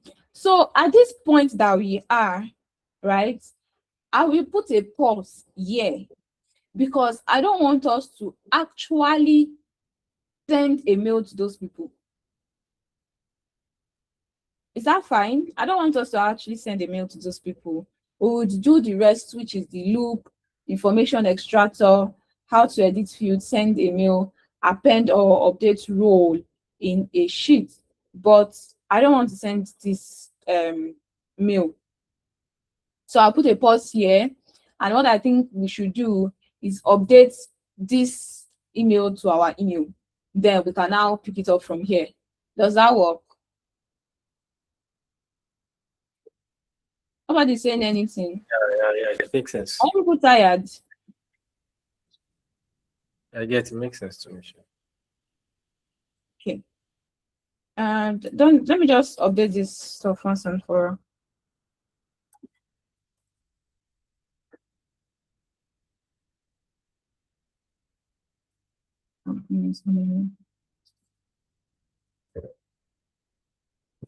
Come here. Category. No one else waste much time in this thing. So while I'm doing this, we can just randomly drop emails, or we can just randomly drop emails. So I'll copy it one by one and update it in the sheet. I don't want us to spam people. Science. let's drop our own emails so that we will see the mail delivered to our email. I think that works better. That way you can confirm that the flow works.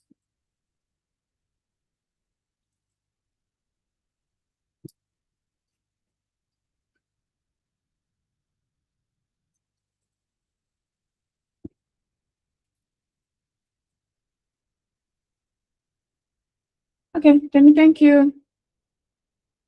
Address. Good. Okay.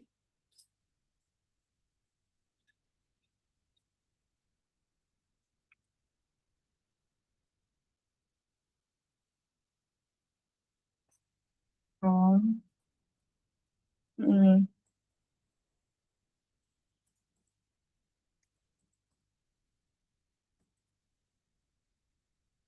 We should be able to do date time dots now. Okay. Let me update the sheets.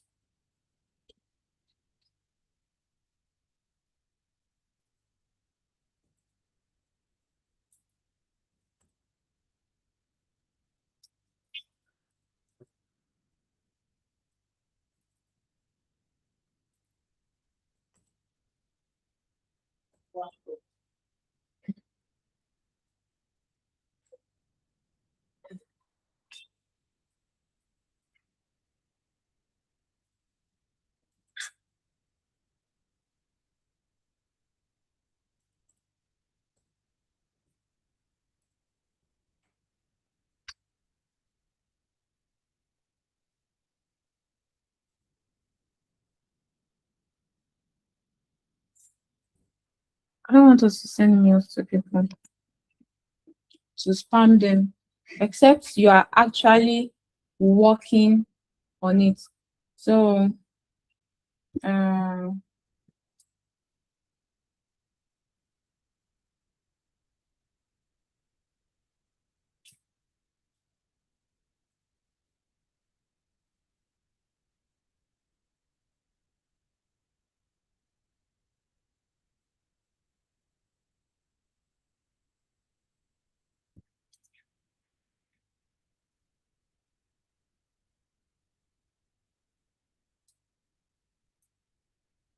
okay. The next is a loop. After this, we are running a loop. What a loop does is that it loops over all the items on the sheet. So it picks the first, sends the mail, pick the second, sends the mail, and what have you. So let's quickly go to the next. This is 7 out already. Add a loop. A loop over items. Batch size 3. So batch size is the like how often do you want it to pick and run, right? Okay, this person used 1. We could as well use 1, but then the next is a waiting period. So it means that when you loop over the first item, wait for 1 second to now loop over the next, right? So these are just normal precaution, because if you don't wait, you can tend to jam, everything can jam together. So you loop over it by waiting. Let's change this to 1. Execute step.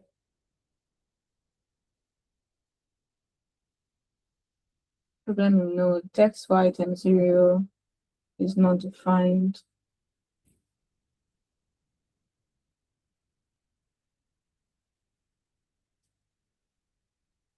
No, let me delete this. Oh, I'm trying to avoid.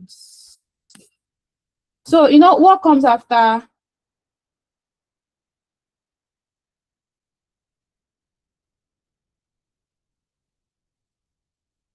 Yes, add wait. Yeah, this wait time is long.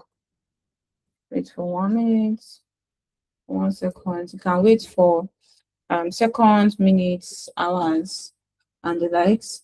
And then after this wait period, we want to add 1 more. Now we want to add this information extractor, right? So we'll copy this. What this basically does is that it's an information extractor. You are telling that you're a perfect cold mail generator for a digital marketing agency named Upwork Engine. You can put your own name or information there. You can now show you that here's the information about the recipient, business type, loop over items, then this is the email style and the email tune. The email style is given just to understand how the mail will be, instructions, as you can see. So let me copy this and add extra test this. Good. So we are going to have to run the workflow again. We are going to run the workflow again.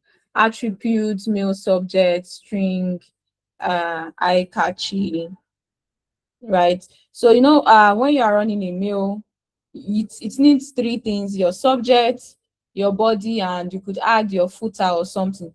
So I'm going to show you one more thing that is important so that people will not know that this person used anything to do this thing. Sorry, I'm trying to like be fast to wrap it up because we have spent. So add an attribute, the name, mail body, the type is string, then something eye-catchy. Required. This required simply means that you must send a body.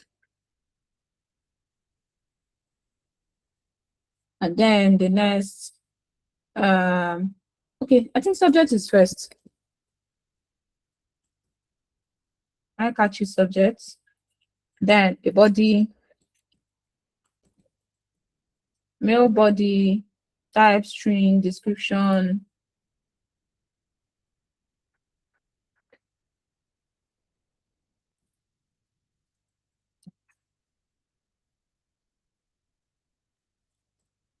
Good. So this is also required. So the model we want to use for this, you know, we can say that OpenAI or Anthropic is good for this. So anyone you want to use, if you have OpenAI, if you have Anthropic, you can use it. So I've selected OpenAI. I always enjoy or prefer using 4o. So I already have API, OpenAI API credentials, right? So in case you don't have an OpenAI credential, you just come here, click on OpenAI, right? API key. If you click here, you would see search results that will take you directly there. So when you go there or when you get there,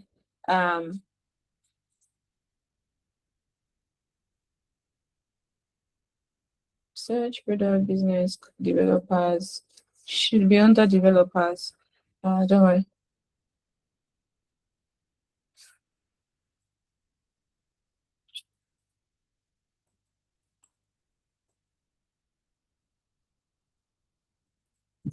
Okay.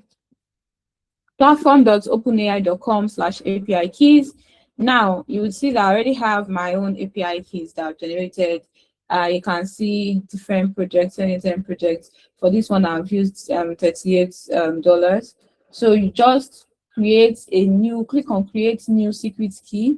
If you create a new secret key, you will get your API key and it will show here.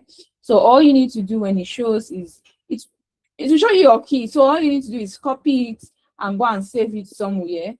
And then after copying it and going to save somewhere, you come here, click on this edit button, or in your case, if you come here, click on create new credentials, you see API key section, just paste what you've copied from the API key creation section, right? But I'm not creating a new account. I already have one. So I'll just use the API account that I have, and then we would run it, right? So I'm trying to move fast. So let's see what's left on this place. let's see the model. So you use 4.1 mini, I prefer 4.0. Edit fields. So it is showing that we could edit the fields to show the time, manual mapping, time, and email address, right? So this is just more formalities. It's not really necessary, right? But let's just add it since we are following the workflow so that it wouldn't look like we skipped steps. So you add edit field.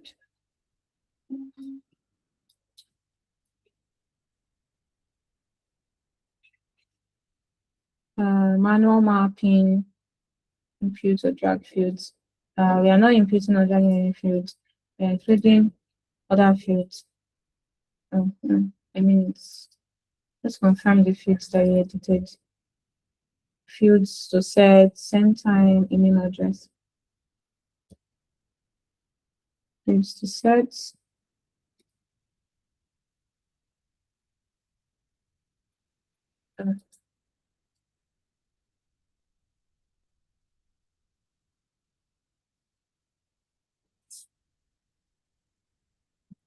I'm supposed to be able.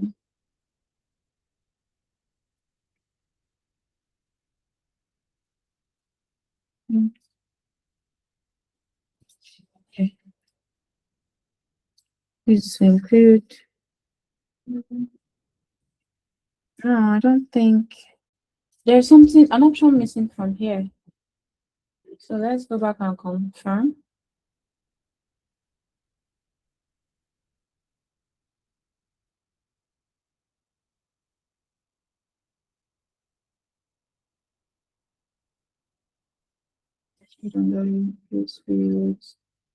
So we are supposed to have an option where we okay.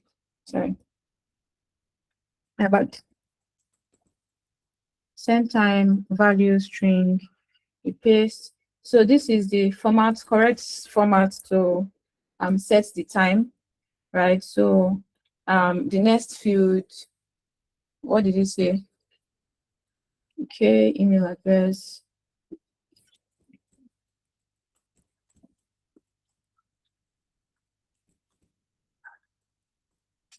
So email address, we'll have the email address that would come in just and this here.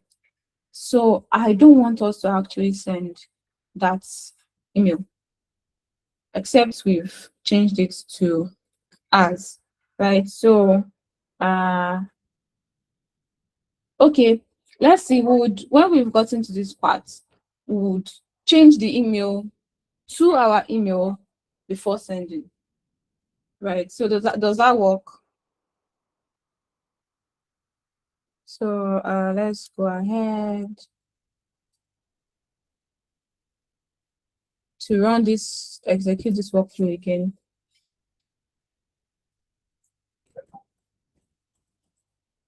Founders.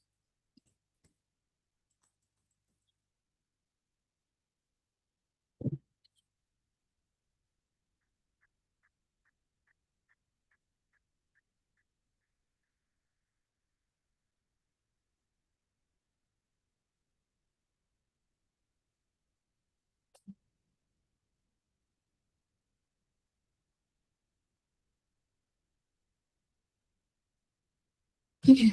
We don't have an output from Apify.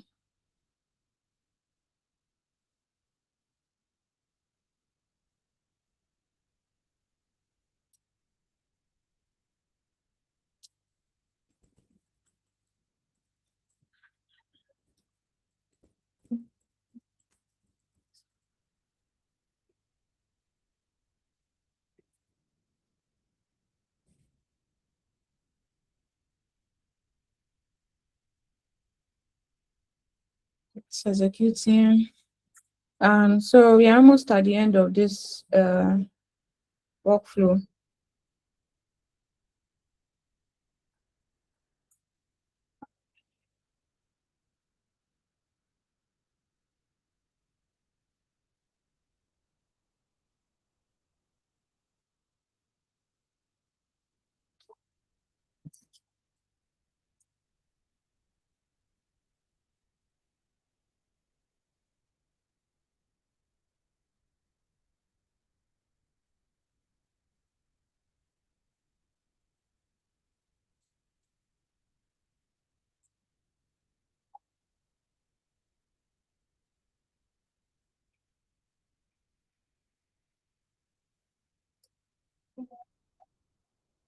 Apify is still searching for it.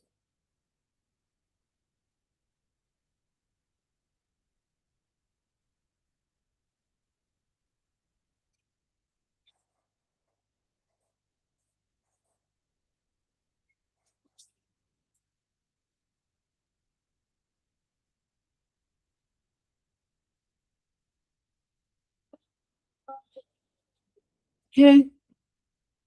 So we have this. We can execute the if filter. Execute step. So from the new things that we got, apparently we got 4 items that all have email address and none was discarded. Right. Sorry, websites.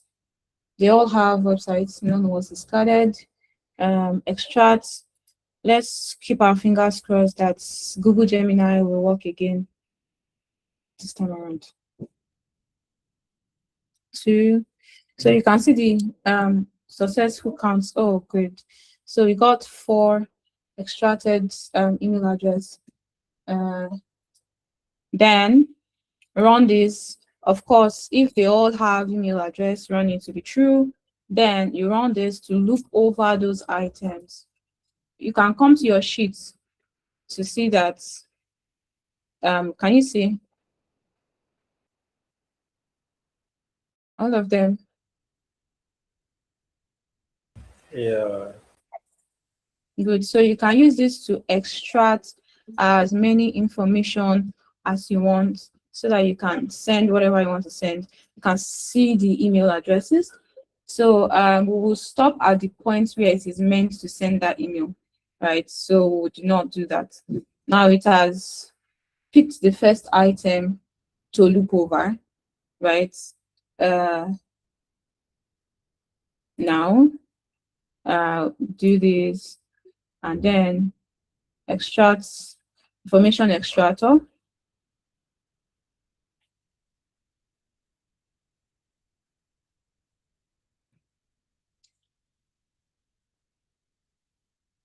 So you can see that it has, the model has already like done the what's it called, the email format.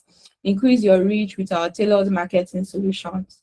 Hello, bag designer. I hope this message finds you well. Blah blah blah.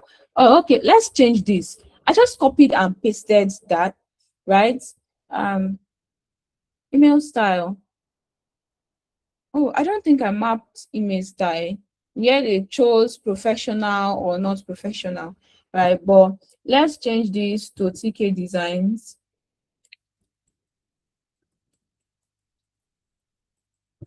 So they may give me a draft that you would want.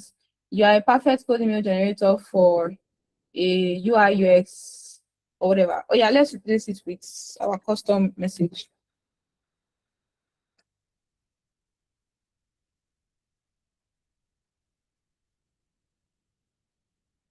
Who is there?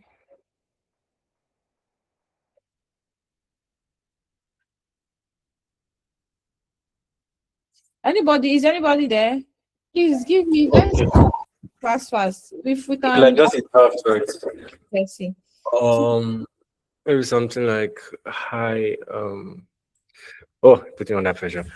Oh, maybe just something like hi. See on that pressure. You will not. No, you calm down to write what you say. So like, yeah, how did message find this? Well, I'm reaching out to No, you. like you are already telling AI to generate the this thing for you, to generate Okay. your mail. Yeah, so you don't have to always do that over and over and over again. Okay. Yes. So we've given it prompts. Always Okay, start. I get what you're saying now. Always use we, not hi. Like Yeah. mail. So you can change it to hi, not we, if you want them to know that, oh, it's a one-man person. But you just need to customize it to your own business that you are doing. So yeah, a perfect code mail generator for, is it TK designs? Yeah. Okay. The next one of the most important parts will be designs. It's correct. It's okay. Product design. Okay. agency name, CK Designs. Here's the information about the recipients. So close this. Value proposition and stuff like that. Sorry? I say like value proposition and stuff like that. Like Okay. the value you provide and how you carry their business. Can add that. Okay. So I did not add insert one column left, right, side. Right is like this. Your screen is off. Oh, sorry about that. Let me.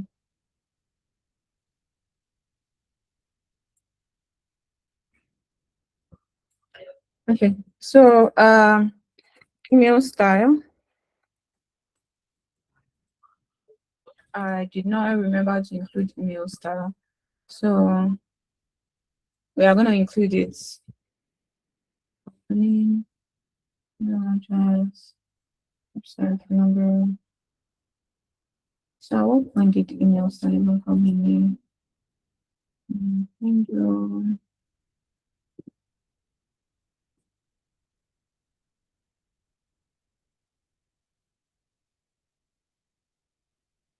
Okay. No.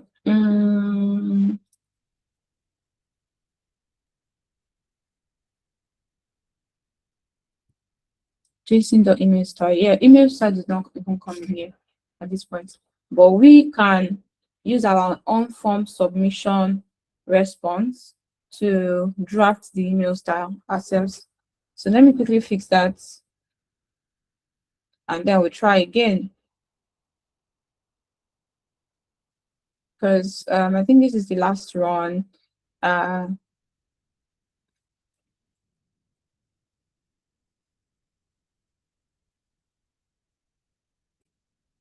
Let's see.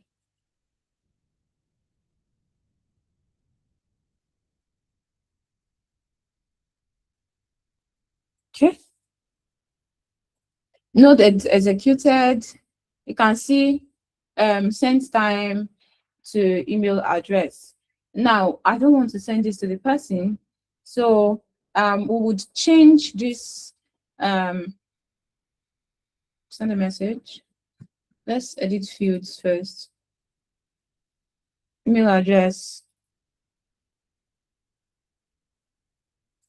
Our email address here will be TK. Tell me what's your mail again?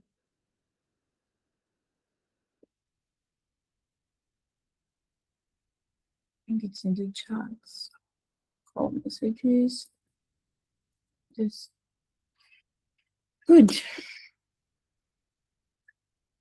So I'm doing this because I don't want us to spam those people, right? When you are ready to like do the automation yourself, then you can follow all of these steps. If you need my help or anything, you can follow all of these steps and do it yourself, and then send as many generated emails as you want to anybody that you want to send it to.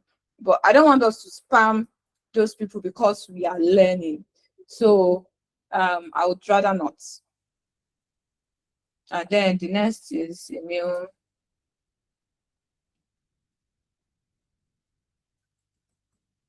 Email, right? Send a mail. So you can see, send a message, send to, okay. So we can even do it here.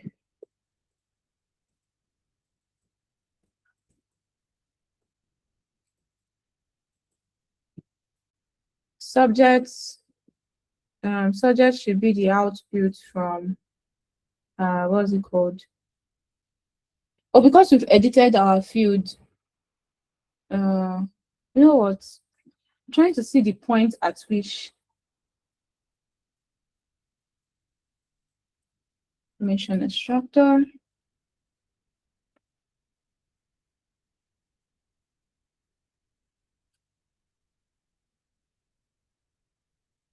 Subjects. So we have our mail subjects. Now, do you know where this is coming from? Information extractor is where we extracted the email from. So we converted email type from HTML to text so that you send as text and not BRR. If you know, if you've written it before, you would know what I mean. Subjects, and we'll change this to body.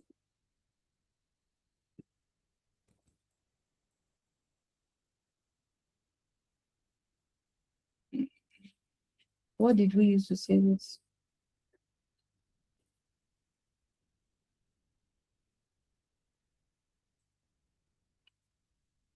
Yeah, but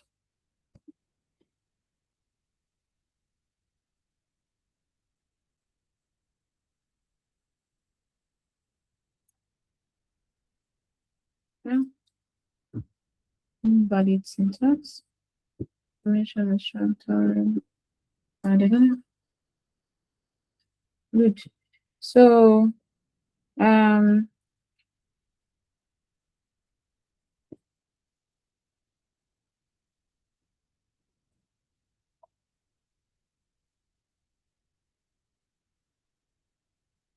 what did I edit? Yes. So now let me reverse this to what it was before. Let me just come here, copy it. Trying to wrap up before.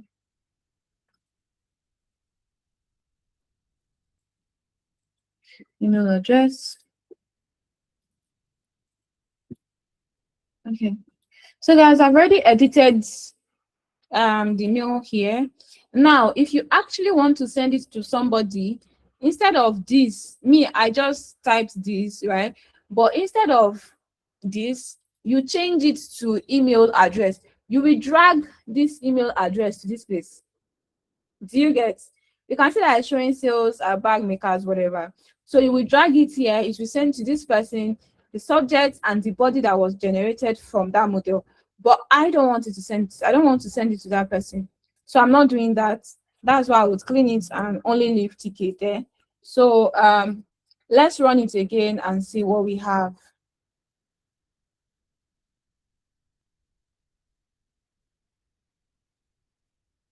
Problem ignored. Send a message.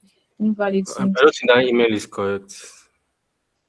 Does it affect? No, this is where the error is coming from. It's not supposed to be capital letter B. It's supposed to be small letter B. So Email address.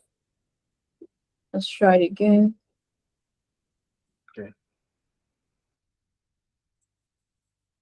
Well, let's see what the model outputted for us.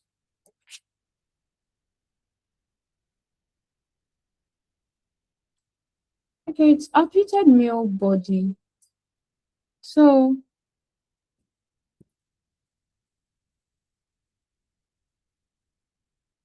text. Oh, okay. So the problem with this part is the fact that the text that it outputted what it generated as a text, right? So instead of, let's see if it was different here.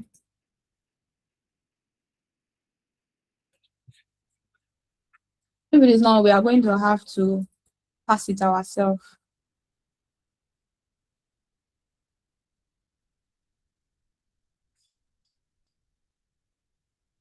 Email address, using the approved, mail tag.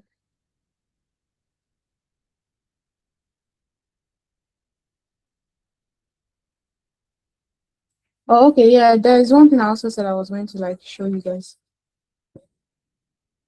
I said that, so one more thing, this option, you will add options to say, if you see append anything attribute, right? So if you click on it, it is automatically turned on, then you have to turn it off.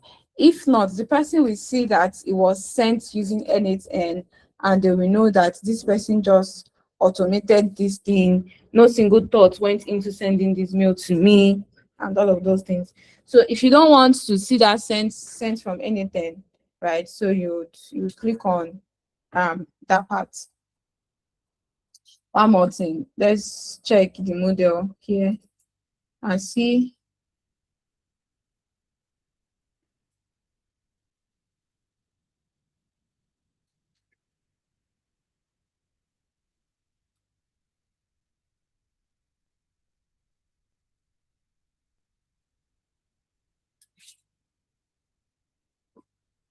there are no other options. So yeah. So I think we are gonna need to extract the body of the email from the OpenAI model before the way your promotional mail subject. No, but actually mail body is correct. So why output dot is prevent the blocker?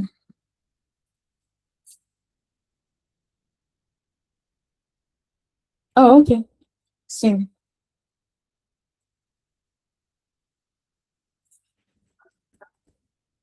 Good.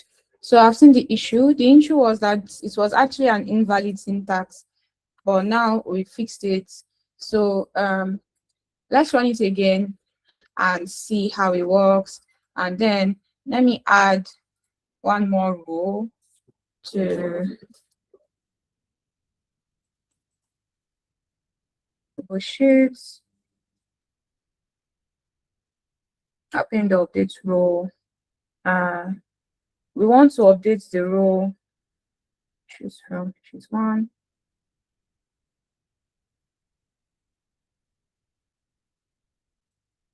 Email address. Okay.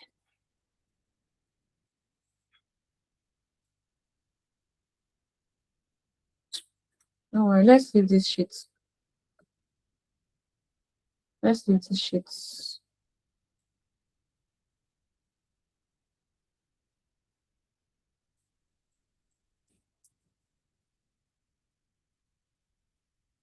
Because if we connect this sheet, it will search for that mail and then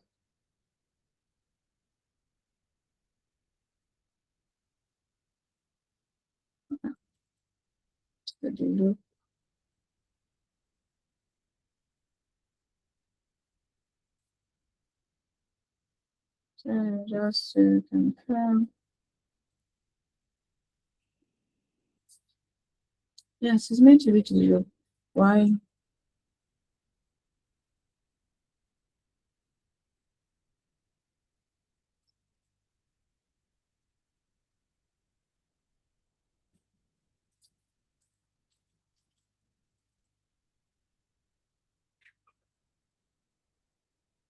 Okay.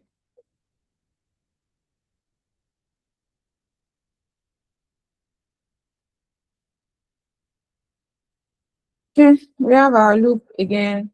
So let's run this workflow. I think Temi should receive 3 emails.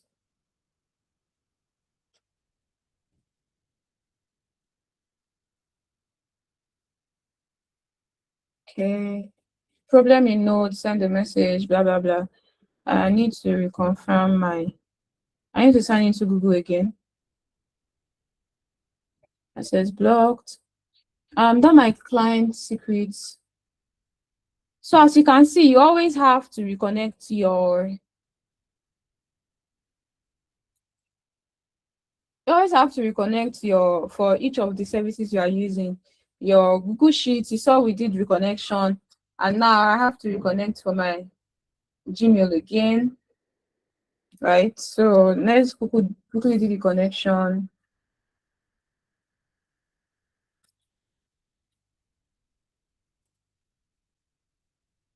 And then come to my notes for my client's secrets. Don't forget, I am exposing my client secrets because I will delete it. If at any point your client secret gets exposed, please do well to reshuffle it, create a new client secret, and not just for what we are doing, but anything when you are using an API or whatever. Do not at any point expose your API key or your client secret. If anybody gets to it, they will use it without remorse. God helps you if you are paying for it. You just see that your bill has gone up overnight. So secrets are not meant to be exposed. Please don't expose your secrets. So we come here, we select all, give it access to send those things. and then you can see that our connection is successful, right? You would be surprised. See, Gmail connections can be one of the hardest to work on. So send, let's go back. No thanks. Let's go back and execute again and see what we have.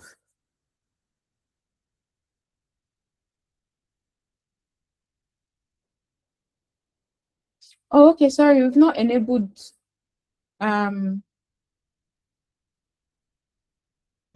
we need to go and enable the same way we enabled Google Sheets, we need to enable it. Library,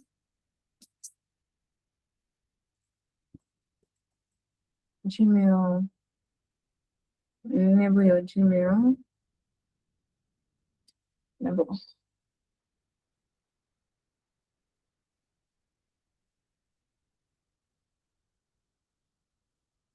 Good. Now we have that. Fine.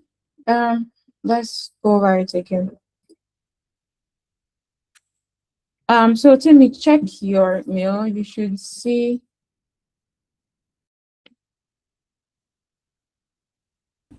Okay, your screen is off. I was trying to also correct the email you put in was not correct. I was trying to, like, there's an Oluwa in front of it, so it's not just tk.gmail.com.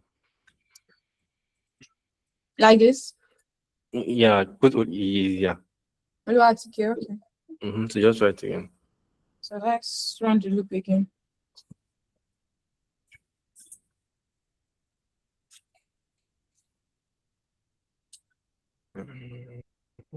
Okay, check your mail first. Wait.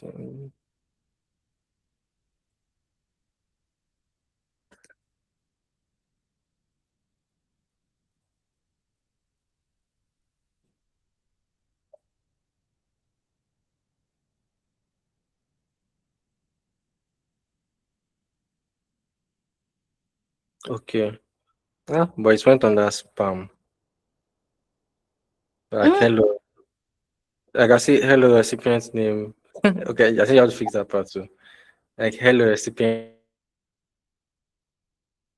It says hello recipient's name. So let's go and fix it. Tell me, I can't hear you, Sha, if you are talking. So mail style. Send a screenshot. Okay, hello recipient's name.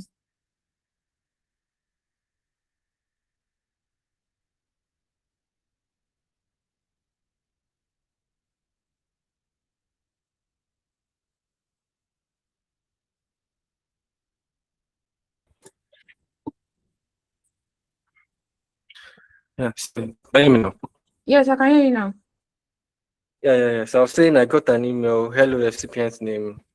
You got to fix the recipient name part too. So I hope this email, I hope this message finds you well. I'm reaching out to introduce you to our cutting-edge solution designed to streamline your operations and maximize efficiency. So at company name, that's your company, we specialize in providing tailored services that cater to your specific needs. Should I just copy and paste the message, or it's okay? You can In summary, I got the email. anyways, in summary, you got the mail. So instruction. I would like to see the format. Okay. Okay, although you also need to work on the formatting. Give me a minute.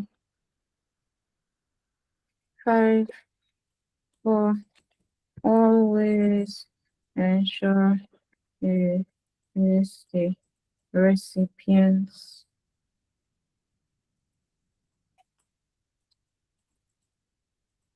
which is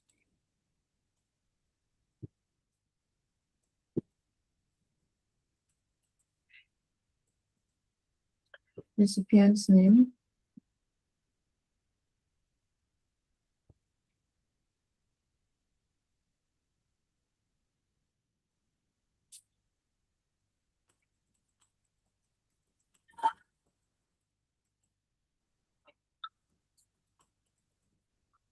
Then what else do we need to replace?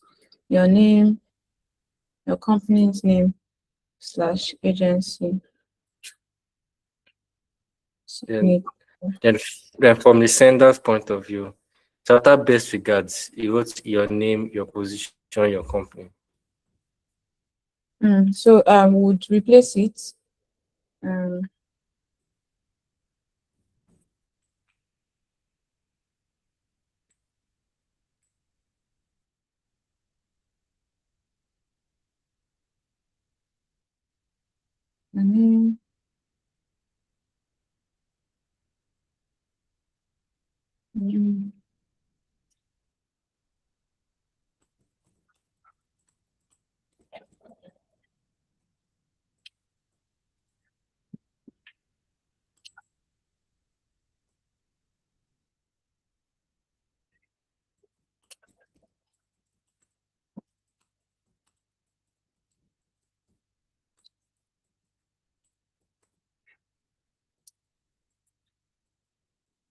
Always use my company. Let me send this. Can you send the screenshots? Where is my company? Because this /n is meant to. Did you see /n? If not, that means it was formatted to new lines.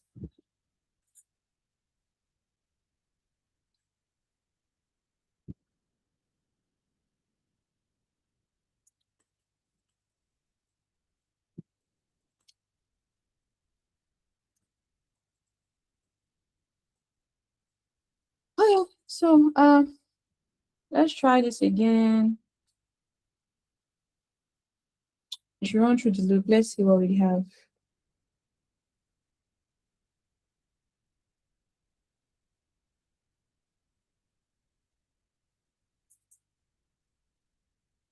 Okay, now it's better. It says, "Hello, bag makers. We hope this message finds you well. At TK Designs, we understand the importance of making a memorable impression with your promotional products. Our team is dedicated to creating eye-catching designs, blah, blah, blah. Let me check it. It works now. Because we can see it formatted here now. So yeah.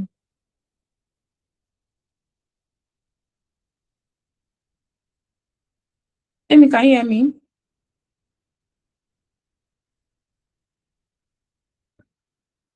Sorry, sir, I was muted. So I was like, yeah, hi, bag makers. We hope this message finds you well. At TK Designs, to understand the importance of making a memorable impression with your promotional products. Our team dedicated to creating eye-catching. I was just saying to the group, but it's all the placeholders are fixed now. Okay. So wait, the placeholders can be, sorry, I can't see anything anymore. My network is kind of acting up. That's why I'm asking the question. So the placeholders can be fixed inside anything. Yes. So you know that this email that was sent, we used AI to generate it and send it, right? Yeah. So AI can always be modified. If you don't like it, work on your prompt, the prompt you've given to it.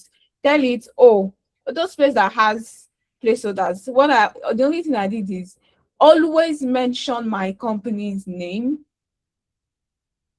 Always use my company's name. My name is Temiloluwa.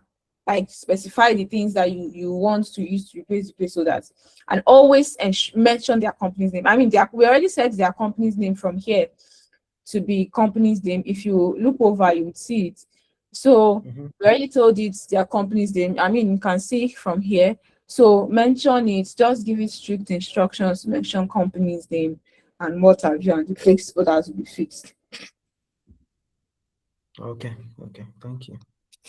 Right. So for this workflow, this is the end of the workflow, and you can update your sheet. You can update the sheet to sent, to mark that it was sent.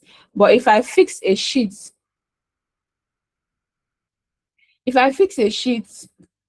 in this last place, it would be added to the loop.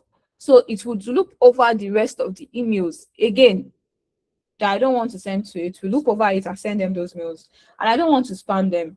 As much as possible, as much as we are trying to generate leads, it should be thoughtful leads and not out of spam.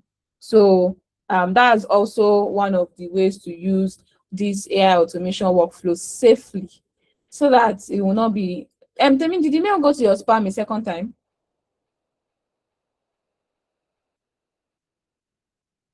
Yes, yes, it was my spam.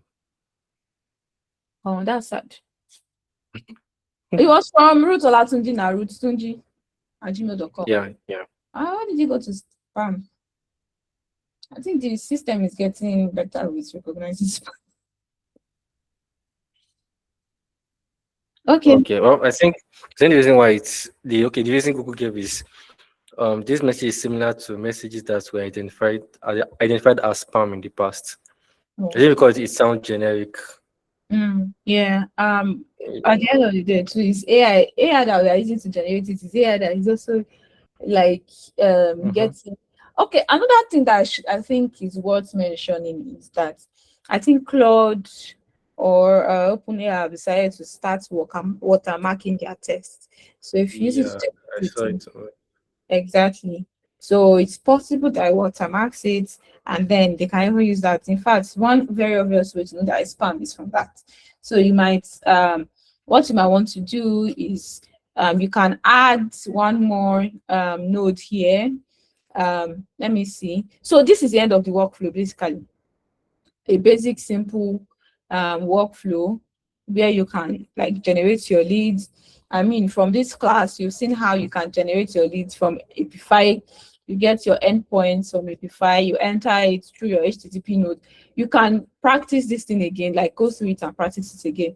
You can see that after generating your lead, you filter for what you are looking for. I showed you guys how to filter with websites, how to filter with phone numbers, how to filter those that have phone numbers on websites, and how to filter with, and or either phone numbers or websites, right? So I think that from there, I showed you that we saw, because I think we spent some minutes trying to debug the best Gemini model for email address extraction from websites.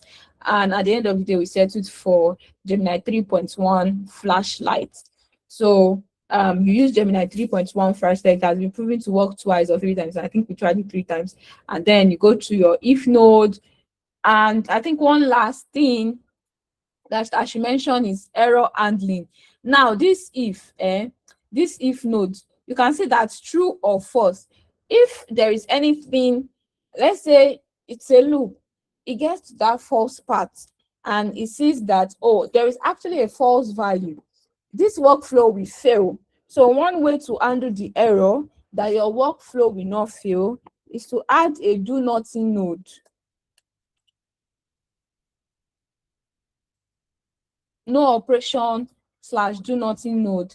Now, when you add this thing, if it fails, it does not do anything, right? Let's say out of 3 that was coming, if there is a false, it does not do anything, and your workflow continues with the rest or to the rest, right? So that is one of the ways to handle your errors. You could bypass it, because if we start now and there is an error in this information execution, or let's say there is an error in this, after extracting APIs, all those information, and then it fails, the execution will stop. It will not even go again, which means that you are burning credits based on whatever billing structure you are following for those things that you've like added together. So you are burning money. So that's why you have to add this, so that even if it fails, the ones that it has gotten before will continue running, and then your workflow would be successful until the end. And then when you are done with that, you can now come to this your executions side to see everything that fails, everything that runs successfully. Like I showed you, everything that failed, everything that ran successfully, you can see it from here. Look at the problem in node information extractor. Try again later that we had. You'll see it from there. And now let's say you are done with this workflow, right?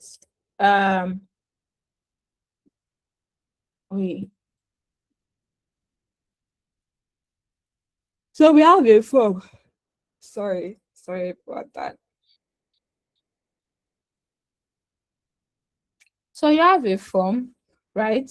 You can, if you want to get the lead, let's say you wake up and say, oh, today I want to search for another lead. Once you come and click execute workflow, it will trigger.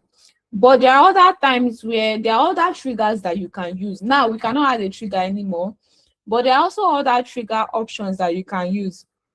Now let's say we don't have this form submission and we only have this HTTP, or we've already defined that, oh, I want to get so values or information online from some people and all of those things.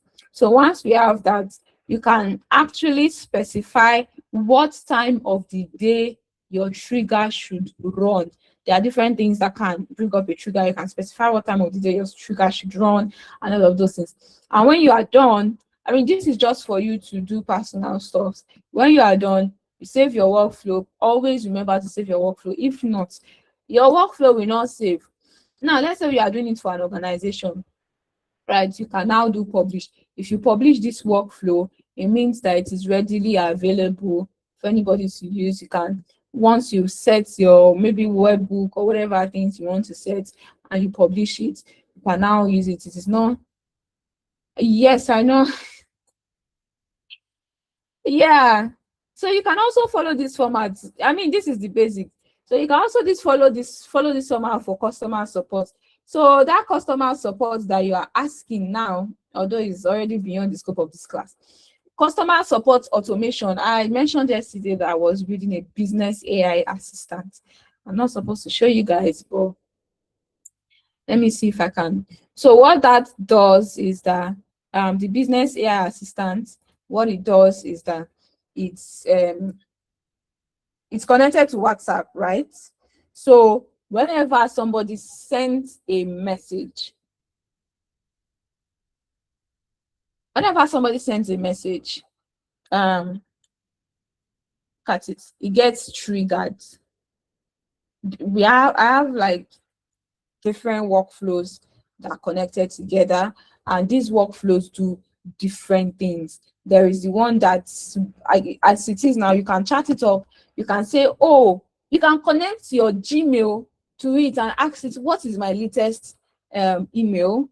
And it will read your latest email for you. It can book meetings for you, can do anything for you, right? Anything that you customize or set to do. Now, let me send a message to this. You can see that it's showing these green parts, which means it is published. This was my latest update that was published 2 days ago.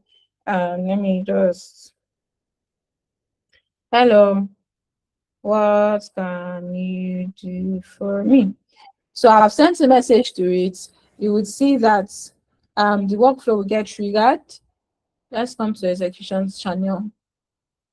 Can you see that it is running? I just received my message of, hello, what can you do for me? And can you see it's called all the other tools that are set up, and it will give out a response to say, oh, this is what I can do for you. We are already running out of time. Although we are done with the class, this is just extra stuff trying to show you what you can do. So like I said, I have tools that it is connected to. This support self can even remember previous chats, right? So if you click on this, you see all the previous chats that I've had with it, because it saves the context, so it will always remember chats that I've had with it since I started chatting with it. So it can remember and say, oh, if you say, oh, from our previous discussion, it knows what previous discussion you are talking about, right? So you can see the response. It says, I can assist you with a variety of tasks, including inventory management, blah, blah, blah, blah, blah, blah, down to vehicle-related services, check for vehicle views, information retrieval, and what have you. So you can go ahead to ask it, oh, okay, now let's say that was built for an organization that also includes, like, let's say a parking ticket was raised for a vehicle. You can go online to check it and say, oh, this parking ticket was raised for me. Can you help me to check how much I owe? How do I make payments? And it will give you a link or a button that you click on and you go and make your payments. Now, that process is very automative. Normally, before building this, what the person in charge does is that, especially for that vehicle part, is that she always have to call somebody and say, oh, hi, your vehicle was raised or flagged for this. But now they don't have to do that anymore. She doesn't have to always call, because once that message is sent and you chat with the WhatsApp, it would undo the whole process from beginning to the end. So that is what you can do with AI automation. And although that's outside the scope of what we are currently doing, so I would not take much of your time again. I'm just trying to show you the possibilities of what you can do with AI automation. Now, I think with this, we've come to the end of this AI automation. I initially thought we'd be able to use make.com, but it's already late. I think that you already know the basics. You can connect your credentials. You know how to connect nodes to the other. You know how to undo error. Just put a do nothing operation depending on what platform it is. Now, in case you have any blocker or you are trying to know how it works with make. Okay, so let me take that question. So in case you are trying to know how it works with make, just go and ask Claude that, oh, how do I do this? You can rewatch the video over and over again to get it, and then I believe that it's easy to pick up or understand from there. Okay, June Pixel said she missed the part, so it doesn't show in the mail. Where is it turned off, please? Okay, so what I did was come to this section, this email part, right? You see this sent email node. There are plenty options. You will see options. If you come to this email node, you will see options. If you click on the drop down, you will see attachments. Now, if you want to even BBC, right? If you want to BBC or reply to only sender, you can select it. If you want to BBC, you see the option. Like now, if you add a BBC, okay, I think let me run this again and add you guys as BBC. So you receive it as a broadcast. Temi is the main person, but you receive it as a broadcast. So you can put a mail here and you will receive the mail that is being sent, right? So there are different options here. What I just did is, let me delete it. And then if you add option, append anything attributes, you see that it is on generally, right? So if you turn it off, it will not show again. They will not see that it was sent from anything. Any other questions before we call it a day? I hope we've been able to learn a lot from this, and I hope we'll go back to it to revisit it again. Any questions?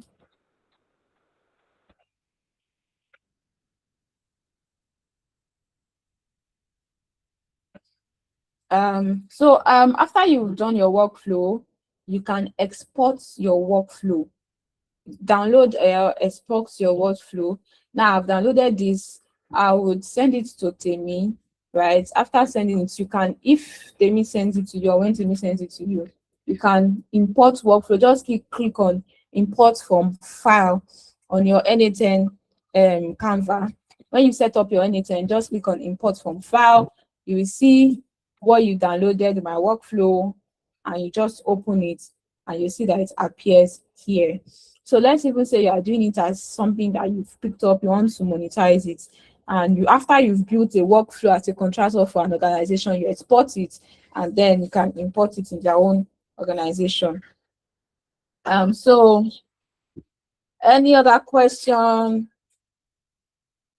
We still have 1 more minute to go. If there is no question, I'll hand it over to Temi. So.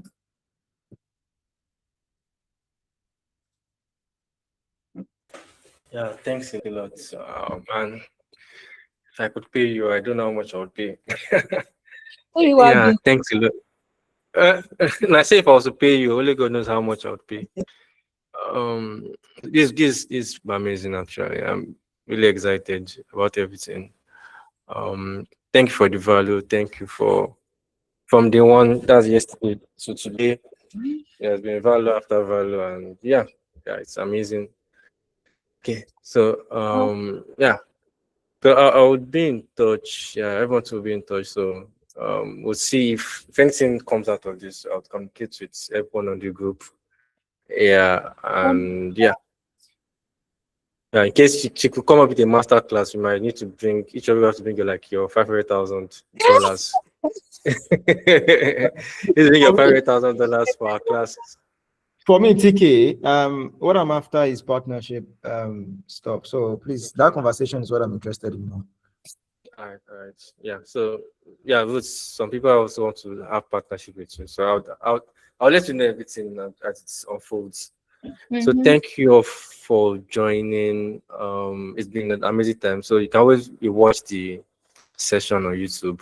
I'll share the link to the group. And yeah, and if there's anything you need, you can just let me know. If I can communicate to her, I'll communicate to her. Yeah. So thanks a lot. Ruth, thank you, and everyone on the call, thank you. So see you all in the next session. Yeah. Thank you so much, Ruth. Really appreciate it. Welcome. Thank you. I'm so glad to be here, and I'm glad it's over.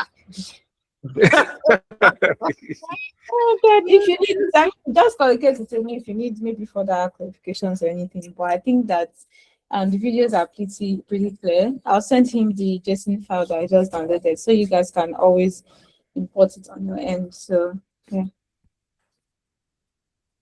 Welcome, Jumoke. It's my pleasure. Okay, now. All right. Thanks, TK. TK, thanks for putting this together. Yeah. Really appreciate it. You're It came at welcome. the right time for me. Wow. Yeah. It's also for me. All right. Thanks, everyone. So Yeah. Good night. see you all later. Good night. Okay.